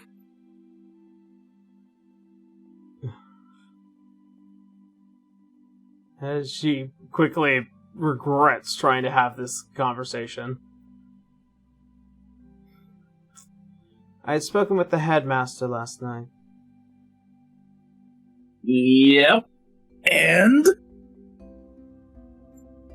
It would be to the best of your knowledge to know that you will be facing the repercussions by his own hands for what you presumptuously did last night.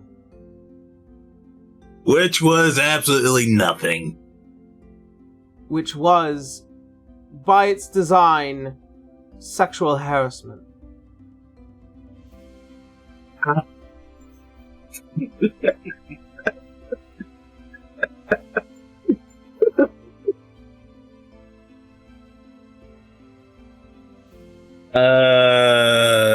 What do you mean by that?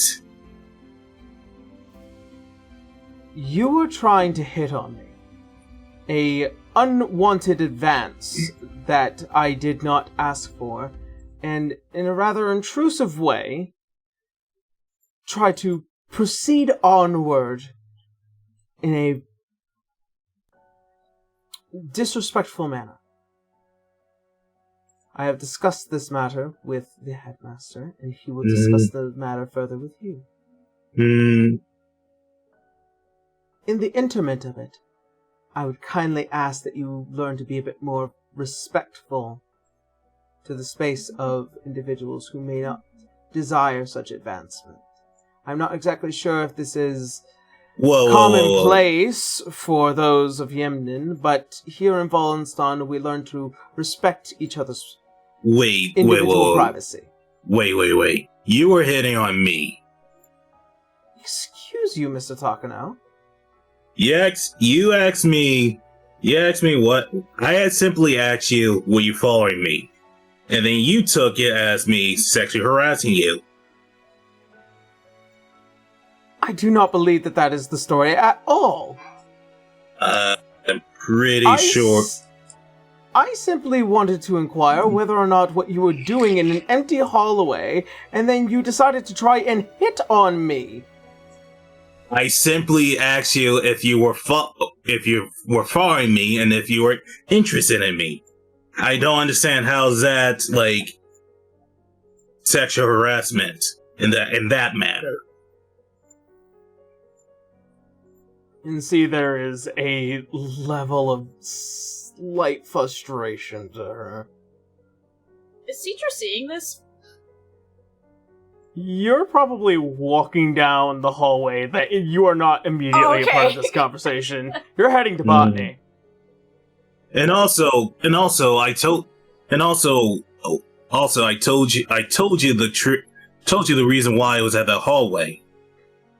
Numerous times, and yet you still didn't believe me. Of course I couldn't believe you. You were acting foolishly within a hallway to where you could have been doing that properly within this class, in privacy. Look, there's certain walls in which it gives you good results with push-ups. And works on your core. That's what I found out. Make a persuasion check. God damn it, come on. You're trying to convince somebody 15! who knows the human body probably better than you. But whatever. 15. She's a doctor. I do not believe the exact thing I am hearing. That you believe that there are certain walls that are best for doing push-ups off of when there is a perfectly good floor right in front of us. I don't really like that floor. It feels like it doesn't feel right doing push-ups on that floor. Mr. Takano, do you have any idea how childish you sound? Do you know how talented? And I don't see the problem in. God damn it! I don't see the problem in me wanting to go to an empty alleyway or hallway to do my push-ups on. If anything, you should just respect my decision to do push-ups on a particular wall. I don't understand how's that really a problem. It was marginally suspicious, and then when I asked or inquired about what you were doing, you were like, "Do you like me?" And I said no.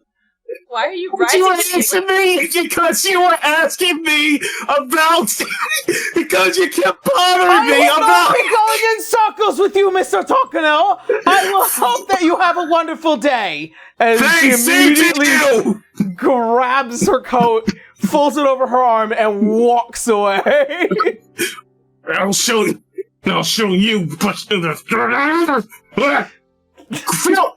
Attention, everyone! Field trip. We're doing push-ups on that everyone's wall. already gone. Damn it! Fine, I'm going back to that wall. I'm going back to that wall and doing my push-ups there. Out of spite. Bro, stops and goes back to the wall. All right, go do whatever you want. All right. Wow. I love that You these successfully two argue that much. you successfully convinced somebody to stop arguing with you with how foolish you sound. God. Anyways, we quickly moved to botany.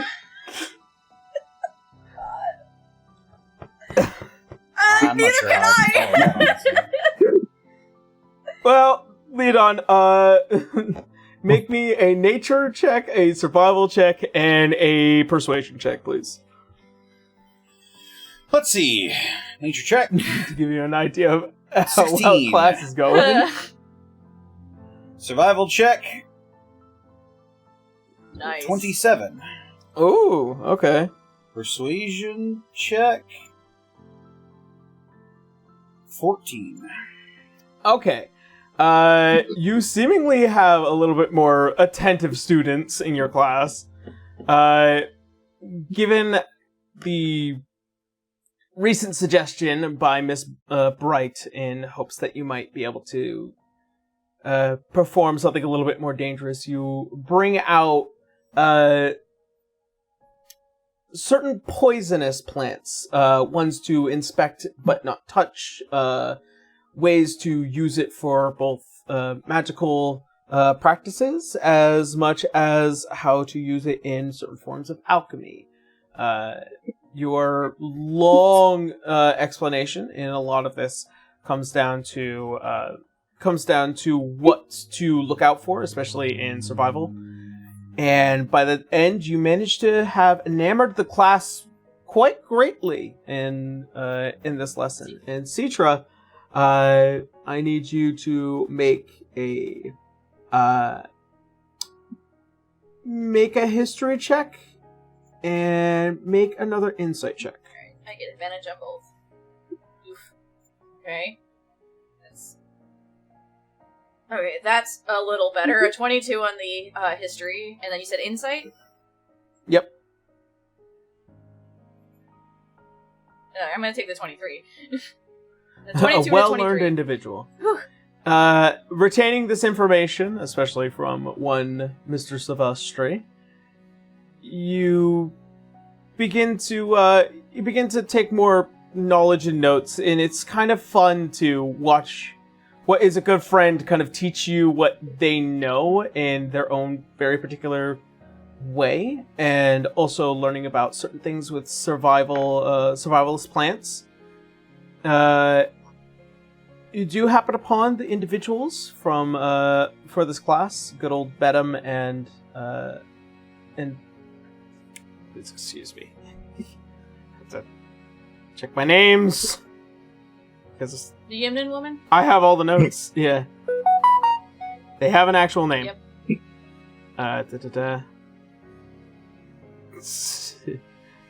As I go and get all my freaking class notes. Nora and Wu. So I feel like she probably put them in like vials with stoppers in it so that she wouldn't have to like accidentally spill them. Because she didn't have botany right away. But she would she'd hand them both one going like, it's my first time trying and I trust you too. But it's just the out of the leaves, so, and she has her own, so it's like, I promise you it's not poisoned. Or at least I hope not. Ooh. As you can see, as Bedham like daintily like grabbing hold of the vial. Oh. Yeah, sorry, I didn't have anything that's bigger. No, it's perfectly fine. As the large snoot like almost wafting the spices. Whoop, whoop, whoop. Ooh. Citra would drink hers too because it's cold. Yeah, and you can see as like Nora carefully sips some of hers, and she's like, "Ha, ha." Is it okay? Wow. No, I feel warm and a little tingly. Thank you for helping me figure this out. Oh yes, it's a very particular brew. The tea that you made, kind of commonplace here within Volenstorn. Oh, I'm not from Like, here, so this yeah. was new for me. Yeah, you got the flavors almost down to perfect, well, tea. Well, I learned from people that are much better than me at this, so... And she's giving a nod to her. It's like, I'm sorry I didn't introduce you to it, I just kind of awkwardly pulled you together, but like... Well, as you see as Bedham kind of just like leans down, oh, don't worry about it. I've known a little bit about Nora here, and she's a very fine student, and I've talked to her a couple of times, and as she turns, is like, we've exchanged notes, especially for our mage classes. Learning specifically about transmutation magic is a long and arduous task. Transmutation? That sounds really interesting. Oh, yes. As Bedham, like, quickly, just like, it's actually what I professionalize in.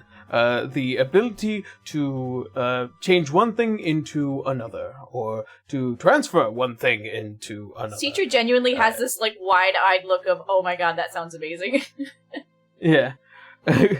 More recently, we're talking about polymorph. It's a very easy spell, but it is one that needs to be mastered.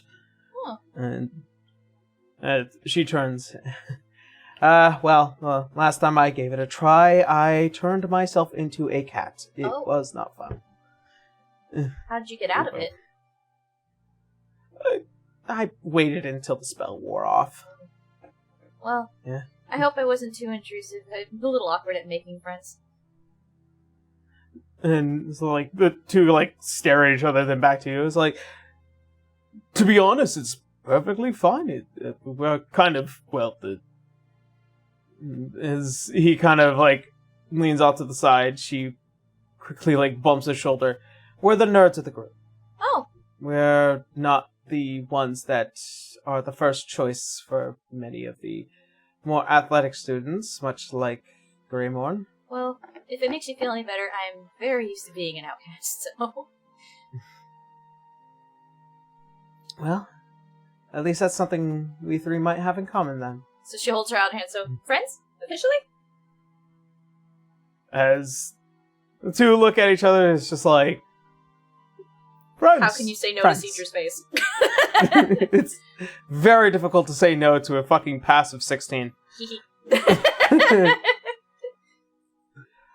As this class slowly comes to a close, you, Leodon, given how well and successfully class has gone, the familiar voice of the headmistress calls out to you again. Aw, shit. Connor? Oh. Yeah, man, she's as well. I mean, what does she say? As she beckons you over to her personal office once more. I do hope that class went well today. It seems like pulling out some more of the more dangerous plants has proven to have garnered some attention. Well, like you said, practical knowledge is going to be very useful. I'm very sure. It's better to know the dangerous from the non-dangerous, and, well, there is a saying. Plants can be one of two things, medicine or poison, but actually, they're both at the same time. Where does this saying come from? Something my father would say. Your father, he must have been a very intelligent man. He sort of smiles and looks down at his stack of papers that he's got bundled up. Aye, that he was. Well then. Taught me everything I know. It is well and appreciated, considering your first few days of effort. I am, of course, one to like to keep a close eye on many of our teachers. I don't think I really have much of a recommendation for today, but please, by all means, if there is something that you would like to bring directly on the more outset, you're free and welcome to try. It will probably bring students to a much more enlightened introductory to many of the local flora and fauna, as the reason why I needed you here in the beginning. Oh, so something like a trip. Yes. Perhaps a small stint to the underpass gates? That could be exciting. Very. I'll make some arrangements with the headmasters, and as well as some of the Verdant Guard, so that way the students are safe.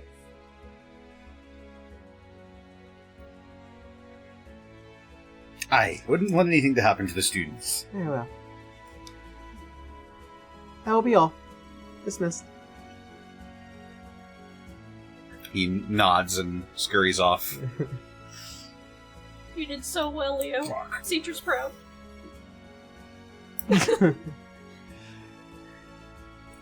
It did it. All right. Citra, I'm gonna let you make 3 more rolls of your choosing. That follow along both intelligence or wisdom for the rest of your classes. Intelligence or wisdom? Yeah, any rolls that associate with them. I mean, that's my history and insight for the most part, so might as well. Okay. So how many do you need? 3. 3? Just 3. Alright. Yep. Alright, they're gonna be rolled at advantage, so hold on. So that's a 19 for insight. Oof, hold on. 2 fucking 3s. Okay, and I guess I'll go back to my history because it seems to be a good one as my 3rd one, I guess. Okay. Yeah, it's a 22. So technically, those rolls are a 22, a 9, and a 19. So the histories went well, the insight did not. Alright. As the day classes go on, and as you try and get a little bit more insight on many of the students, unfortunately you're kind of being packed side to side with Bedham and Honora. Friendship! As you've kind of become a little bit more connected with these two, they seemingly have their own problems as they talk about many of the upper scholar level individuals are kind of just it's hard to get into those classes, mainly because it demands not just only a lot more time but also a level of skill that very few people are deemed to have. Does she know what those skills are? Or do they explain to her what they might be? It's kind of a long test that is done towards the end of each season to see who makes it into the scholarship. I guess in that case, if Citra could offer, she'd offer to be like, well, it's a bit of a long shot, but I can maybe offer to help figure out how to study for that and see if you guys have a better chance. I'll try. And perhaps a study session. Yeah, study group. Be fantastic. As she's all like, I would love to deeply have a better understanding of some evocation magic, but transmutation is a big one. I might need your help on this, because I don't know if you noticed from the other class, some of this is a little hard for me, because my magic just comes to me, so some things are a little harder for me to understand. Oh, no, perfectly fine. She holds like a little light ball in her hands for a second, and it drops after a second, too. Yeah. And as the class comes to a close, as the two begin to head off and take care of the rest of their classes, this one however, you notice for the first time as Zablina Othard, as she is wrapping up her lesson, make a perception check for me. Okay. This one's the hardest one. A 6. All my dice are just cursed. I even changed the dice this time.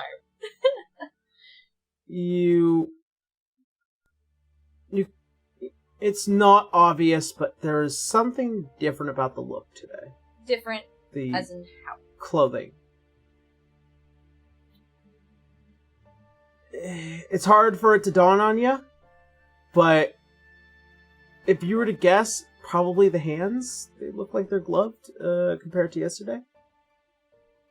But that's as far as you were able to glean in awareness of. I guess teacher would just kind of make a little haha comment of like, too cold for you two? Oh. No, I've simply just felt like wearing them today. Thank you. Of course. I mean, I can make you see apparently that I got good at making.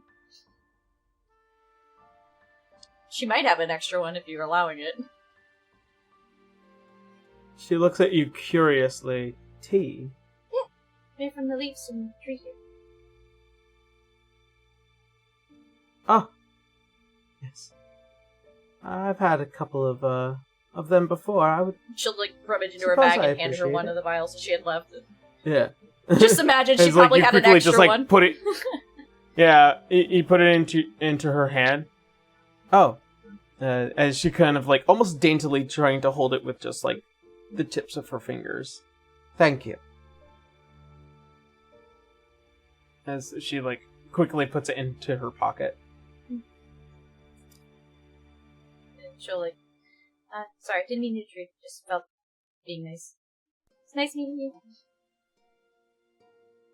Nice seeing Had you she been up in close, class. would her perception be able to hone in a little bit? You can definitely tell there's a slight tenseness to the body. Almost as if they have been physically worked, as well as the obviousness with the gloves today. And by the time you notice that she's beginning to walk down the hallway, like walking opposite of you, you can tell that she looks like she's walking with a bit of pain to her step.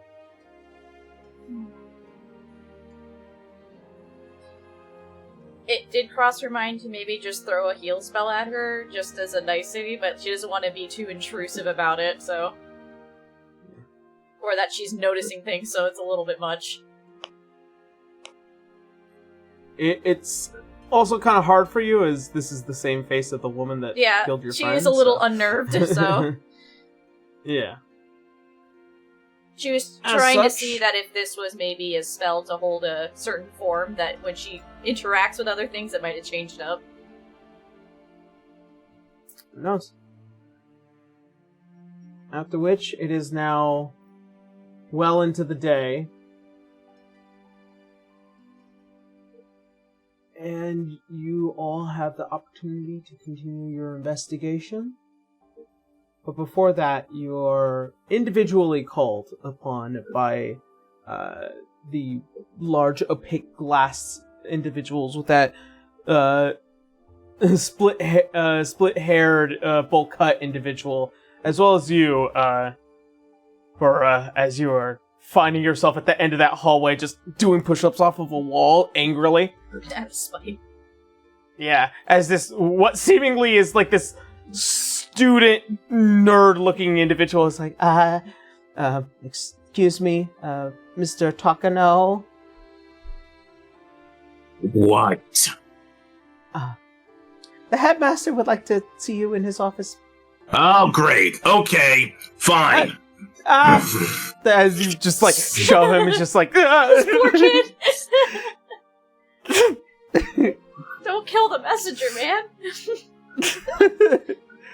As the rest of you are called, you find yourselves, three of you, meeting within the main office of the headmaster as he slowly sits at the table. Teacher doesn't know what's going on. She's a little bit like, Listen.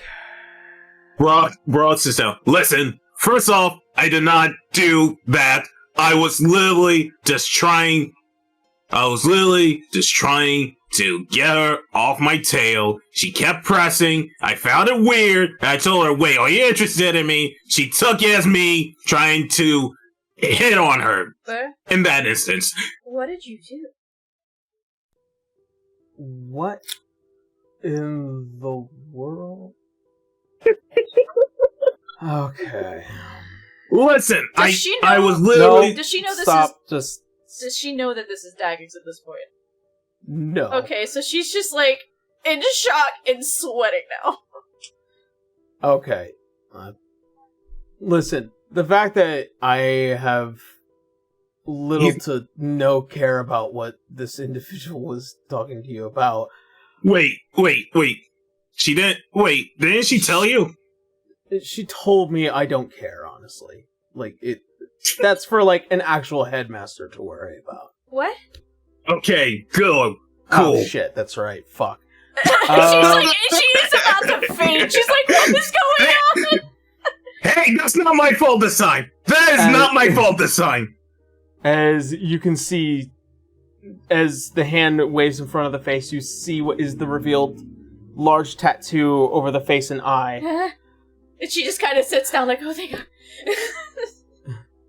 Yeah. Listen, it's weird. Just leave it at that. Okay, so I got your messages last night. I managed to finally squeeze a little bit of personal time to deal with everything that has happened so far today. First off, Burrow, what are you doing? Everyone looks at him. Look, let's see, bro is just like... Why are you asking if Look, she's hitting on just... you?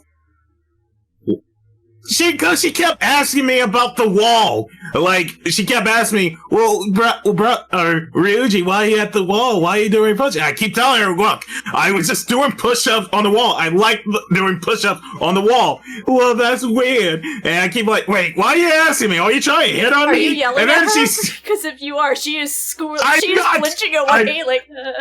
No. Please don't scream within the immediate vicinity, because there could be possibly people listening to us. Explain to it. Explain it to me calmly. Look, I was just trying to get her off my tail, and I told her, I'm doing push-ups on the wall, and she didn't believe me. And I keep telling, that part. And I keep trying to throw her off until a point where I'm said, wait, are you interested in me, or are you hitting on me? And then she took it as me trying to sexually harass her or whatever. Aside from that, let's start with the notion that somebody has trailed you and seen you. Well, she didn't see me go through the wall. Okay. Do you have the slightest concept of when you do weird things, it raises suspicion? No. Citra just face palms. Have you ever heard of the term act naturally? Ah, fuck, never mind. Ugh. What does that mean? It means don't make a spectacle at all. Well, wait, so doing push-ups against a wall is weird? Yes. Well, at least in the circumstances of what was happening. Bora, I need to ask, are you in the slightest bit sure that you are capable of being a part of this undercover project? Because I am getting this sustained belief that you do not care. I do care, but I kept trying to get off my tail. There are ways to do that in a more intelligent way. I understand that you have a lot going on in your life. I do not deny that. Wait. You're assuming that. Wait, no, that's not true. No, I'm not taking this. I tried to get off my tail. I did every. No, you're assuming that I don't care because because she kept asking questions and I couldn't come up with an excuse, couldn't come with something on the fly. No. That is not the reason. That is a tertiary to the reason. Let me tell you the first reason why I do not believe that you are ready for you being undercover. Because literally day of, you were about to start a fight with Leodon, to which you, Leodon, disrespectfully and blatantly tried to start something with Burra. Citra's like in shock. I am asking all of you to be careful. To move within the shadows, to pretend while you are here. The only one that seemingly that has a natural capacity for this is Dante. And I understand the reason why, but I am asking you, you cannot make a spectacle. I told you day of that I cannot continuously protect you. Somebody has now raised suspicion against you. Meaning now eyes are going to be a lot closer. We were literally trying to do the mission. We were literally trying to find the person. And you're saying that we don't care? That we're just that we're not trying to like be careful with this? I was legitimately trying to get her off my tail. And there are ways of doing that were not what I would ultimately consider flirtatious. Okay. First off, yes.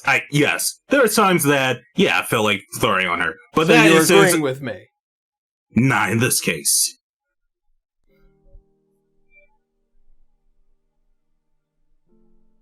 There are obvious dangers here. Take what I am asking not as a criticism, but rather as an opportunity to learn. Donna Saccone has eyes on you, and obviously has now raised suspicious worry, which then can flow into other individuals, other teachers, who might see fit to continue or open up a case of investigation against you. Once they realize that this undercover mission is a flimsy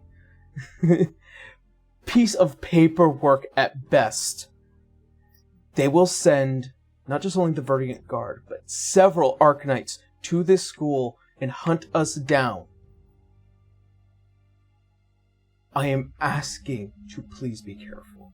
I understand you may perceive it one way, but it is perceived another. I have done this for much longer. I know what I am talking about.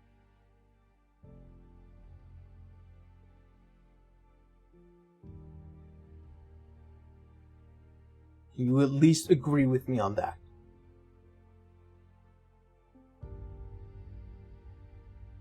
Fine. Thank you. His teacher just puts a hand on his shoulder. Is he standing or sitting? Bruh? Yeah. I'm standing. Well, so arm, hand on arm. You're much taller than she is.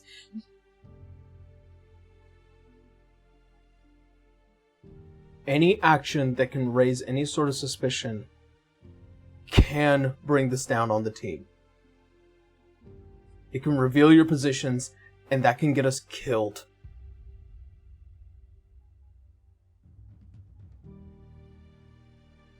I trust you, as I have for a very long time now. But right now, that trust is teetering on the survivability on whether or not we find Alois Azure.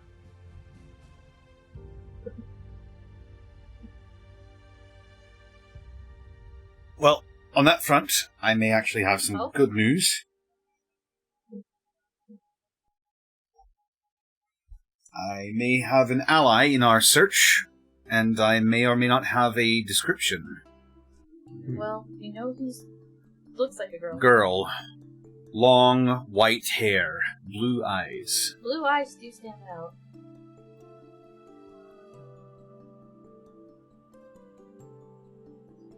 Also, the teacher today, Zablina, she looked hurt today, and she was wearing gloves.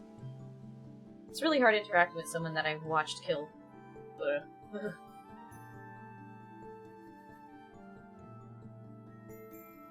Okay, so we have more information on what Alois currently looks like, and... Oh, did you get down to that room? Bro's not saying anything. I'm assuming then Dante probably would have told Citra what happened, seeing as they share a room, so... Yeah. So it's like... Okay. So... I think what the explanation be is that Dante and Buddha had gone down and they found that room in that hallway that he was complaining about. And what was the name of the monster? Or the type of monster? A Bahir. A Behir, yeah. A bay here. Yeah. You good, Di? Did you blue screen? No.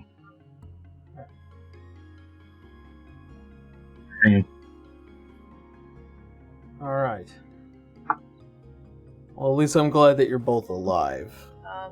And Nora and Bedham seem to be good friends with me now, so it's going pretty well. Also, Nora's also Asimar. You begin to see, as for an individual who is often known for taking a lot of information in, you see he's trying to process every new piece. Yeah. That there's a monster under the school, which isn't normal. Well, they killed it. Yeah. Well, they kill the monster that is under the school right now. This Zablina individual is currently damaged. There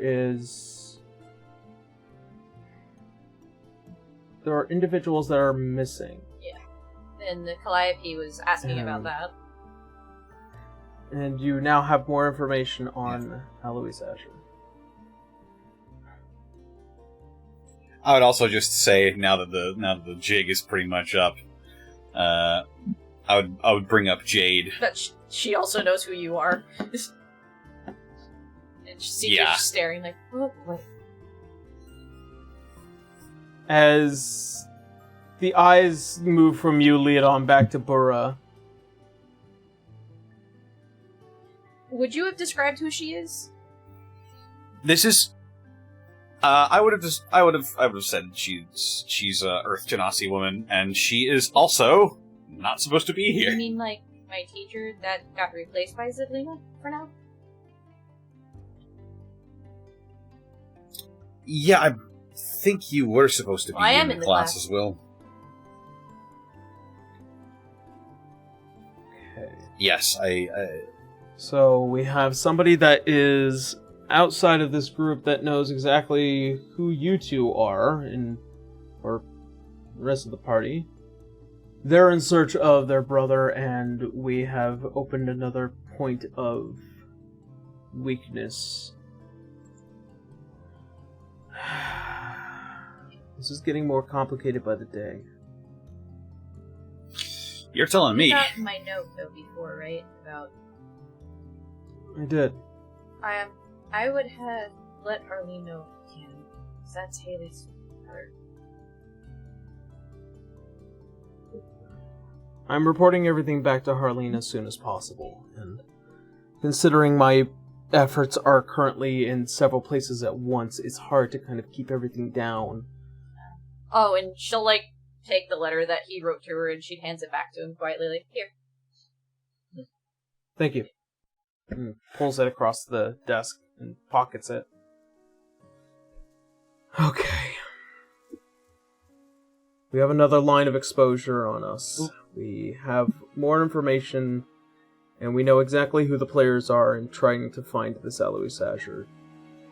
Do any of you have the potentiality or notion that we might be able to make more allies well within secret, as long as you're able to maintain your identities? Maybe just Calliope, but I've never met them in person. It's just through that weird Stone of Far Speech. God. Well, that could be useful. They were investigating the whole missing students thing with a student that was previously in there. I don't know who that student was. Is there any way you can find that out?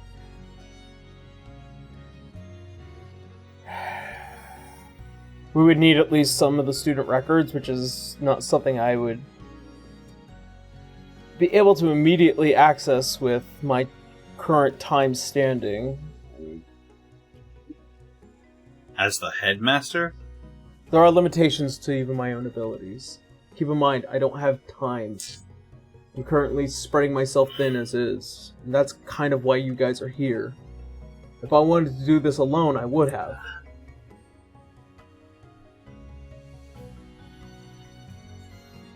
I just met Bedham and Nora. I can't really say much yet. Medical records could also be extremely useful. True.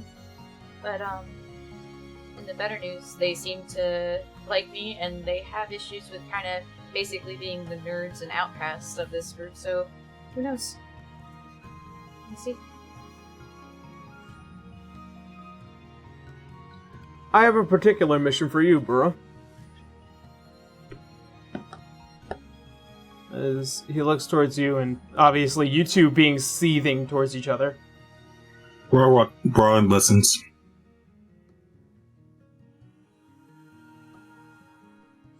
This is Donna Saccone. She's a doctor, right? Yep. Which means that she's got to at least have met many students. Quite possibly literally all of them, given her position as one of 3 doctors within the academy. I would possibly find it intelligent to see if you can at least resemble the capacity to use your position to repair whatever damage has been done and try and access her office as well as the medical records that she has. Then you're going to have to ask someone else to do it because she's not interested in talking to me at this point. She's not interested in repairing whatever thing is going on. You could make a show of apologizing. See what happens there. Apologizing for just trying to get off my jail. Not so much as that. I think she took what might have been at least directed towards her perception entirely as rude. As long as you apologize for being rude, she'll be more than welcoming, I imagine. She didn't mean to. And that's all it is. It's a misunderstanding. We could also pin it on the notion that, you're from another country. Different ways of interacting with people. There's literally people from Yemen. I doubt that excuse will fly. Either way, I'll try to repair whatever with her. I would appreciate it. I can help you and figure out how to apologize for her, if you want. No, Citra. I'm good. Because apparently it's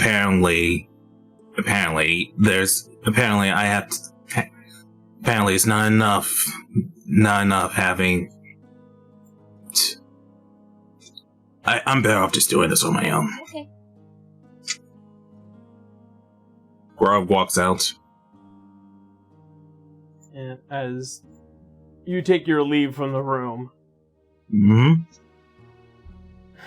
the door closes and the other 2 being left behind.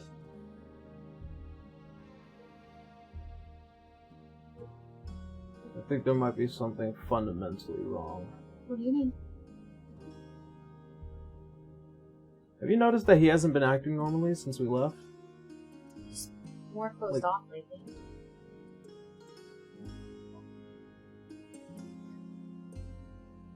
It might have something to do with either his mother or something else, but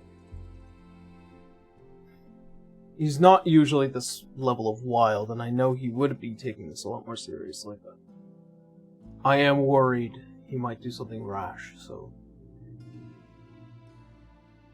keep an eye on him. He does care. I know. You all wouldn't be here if he didn't. It's very true. I guess adding insult to injury of this other teacher looking like a wolf is not helping her, considering that was the person who was trailing with this whole thing with Donna happened.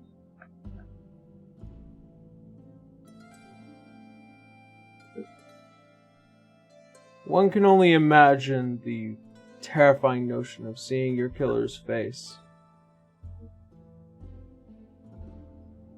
Either which way, it seems like we might have many moves to act upon. What are we gonna do about Haxel if he eventually forces us to help him, as you put it? I know... Then we don't have much of a choice other than making a devil's bargain. we're dealing with somebody that is... We're dealing with a archdevil. I'm very aware.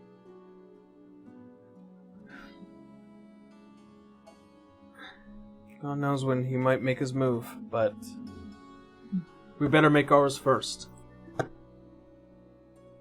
When we find Alois, what then?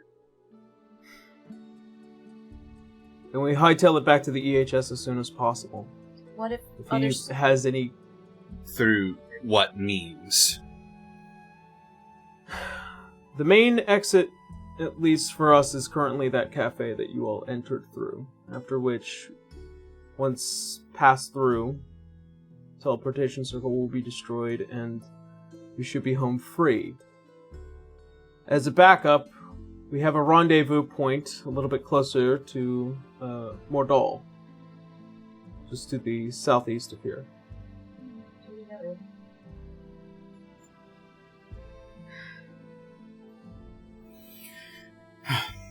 Dante did say that there was another room down there, but they just didn't go further because it was enough as what happened to them by themselves. And Citra would kind of like give him the lowdown of where they found it. But last night they attacked a monster, and then this morning Zablina is hurt. Might be a stretch, but it seems a little coincidental to me. Seems to me like they killed it. I'll look into it later. For the time being, right now, you all need to... Just so I'm not guessing next time, what's the better way that you would want us to contact you, like? My assistant will continue to retrieve whatever information that can be passed along. Don't worry. Okay. I made a very large guess on trying to get your attention last time. I just don't want to accidentally... The symbol works well, and I appreciate it. She just kind of smiles at that. Alright. We know what to do for now. Let's give it another couple of days and see what happens. Dismissed. As the two of you are left to your devices outside of the room. Tension's higher than usual. There's a bit of a struggle, but whatever decisions and choices you decide to make next are up to you. That being said, so we're gonna go ahead and end tonight's episode. Boy.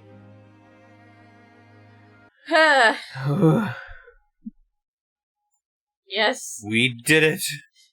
Question mark. Well, I had another combat scenario set up. we co-piloted Dante successfully. Hey, you killed the Bahir. Well, Dante and Burra killed the Bahir. We helped. Spiritually. You guys were all like, they couldn't possibly get into trouble. Screaming, muffled. Yep. Listen, at this point, Citra and Leo have this innate sense of something's wrong. Alright. Well then, as we are going to quickly do announcements, because I gotta actually take care of a few things after this. Starting with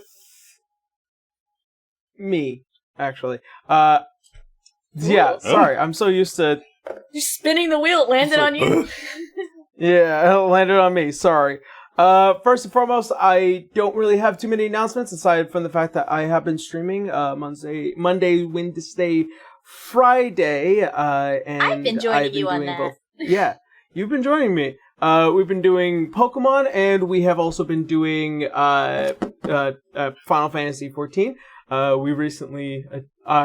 recently attended the wedding of one Blue Kazanate and one Ahol Shunji. Yee! So, check out those photos when they drop. And We also got a house! yeah, we got a brand new house. Same week! For the FC. Yeah. been a good week. So, and there is that. To anyone that has been interested in my personal channel, I have noted that, yes, it has been somewhere close to around 4 months since I last posted. That's because I have stuff in the works, and I don't want to post garbage. So, yeah. Sorry for those of you who are looking forward to Yoroshian content. It's taking its time. Hey, that means it's going to be great. It's going to be great. Yeah. Alright, and that being it for me, Blue, how you doing? I'm doing okay, question mark. Hello, it's Blue, or Blue Casanate. You can find me on Twitch or Twitter by that name. I play your panicking monk, soul sorcerer, tiefling, not tiefling, teacher right now. Right now, I am currently working on one of the last of the LAVs for Yara here. One of them I say for now until he finds something else for me to fucking do. I'm kidding. Other than that, I am currently also working on some D6 stuff. I have stuff planned for your Final Fantasy series. Insert this class, why it's better, why it's great, and all that. I think we're on to Warrior now. Outside of that, my commissions are back to being open again. If you guys want to, message me, you can message me over on Twitter. If it doesn't quite come as obvious that I haven't seen it yet, you could also just leave a comment on a Twitter. It might pop up better. I don't know what's up with Twitter's message system lately. Or you can join my Discord server, which is linked on the top of my Twitter page. Other than that, I'm good. Connor, you're it! Alright. Hi, it's me, Distortion Devil. I play your overwhelmed Furbolg Ranger Leodon Farcloud. I stream Tuesdays, Fridays, Saturdays, and Sundays. I played some King of the Castle. It was a really great game. I had a lot of fun with it. It is a lot of fun. Yes. Other than that, working on my subclasses. Still. Those will be out whenever I'm not busy. Which is all the time. Don't worry. Other than that, yeah, that's pretty much it. And last but not least, my good friend Daito. Hey, this is Daito. Borrow the half-orc samurai. I don't have any real announcements to say this week, so other than Gohan First Episode 7 is coming. Episode 13 is coming out this Friday. Wait, yep. 13 or 14? 13. I might have named the folder wrong. Yeah, that's fine. That's fine. And that's it for me. Alrighty. Nothing else going on? Nope. Alrighty. Sorry, guys. Desi had to drop for a bit. Yeah, sorry. I'll be talking to her later. Anyways, thank you all so much for watching. Thank you so much for hanging out with us. We love you, and as always, see you next Sunday. Have a good night, everyone. Bye-bye. Toodaloo! Have a bye. Have a bye.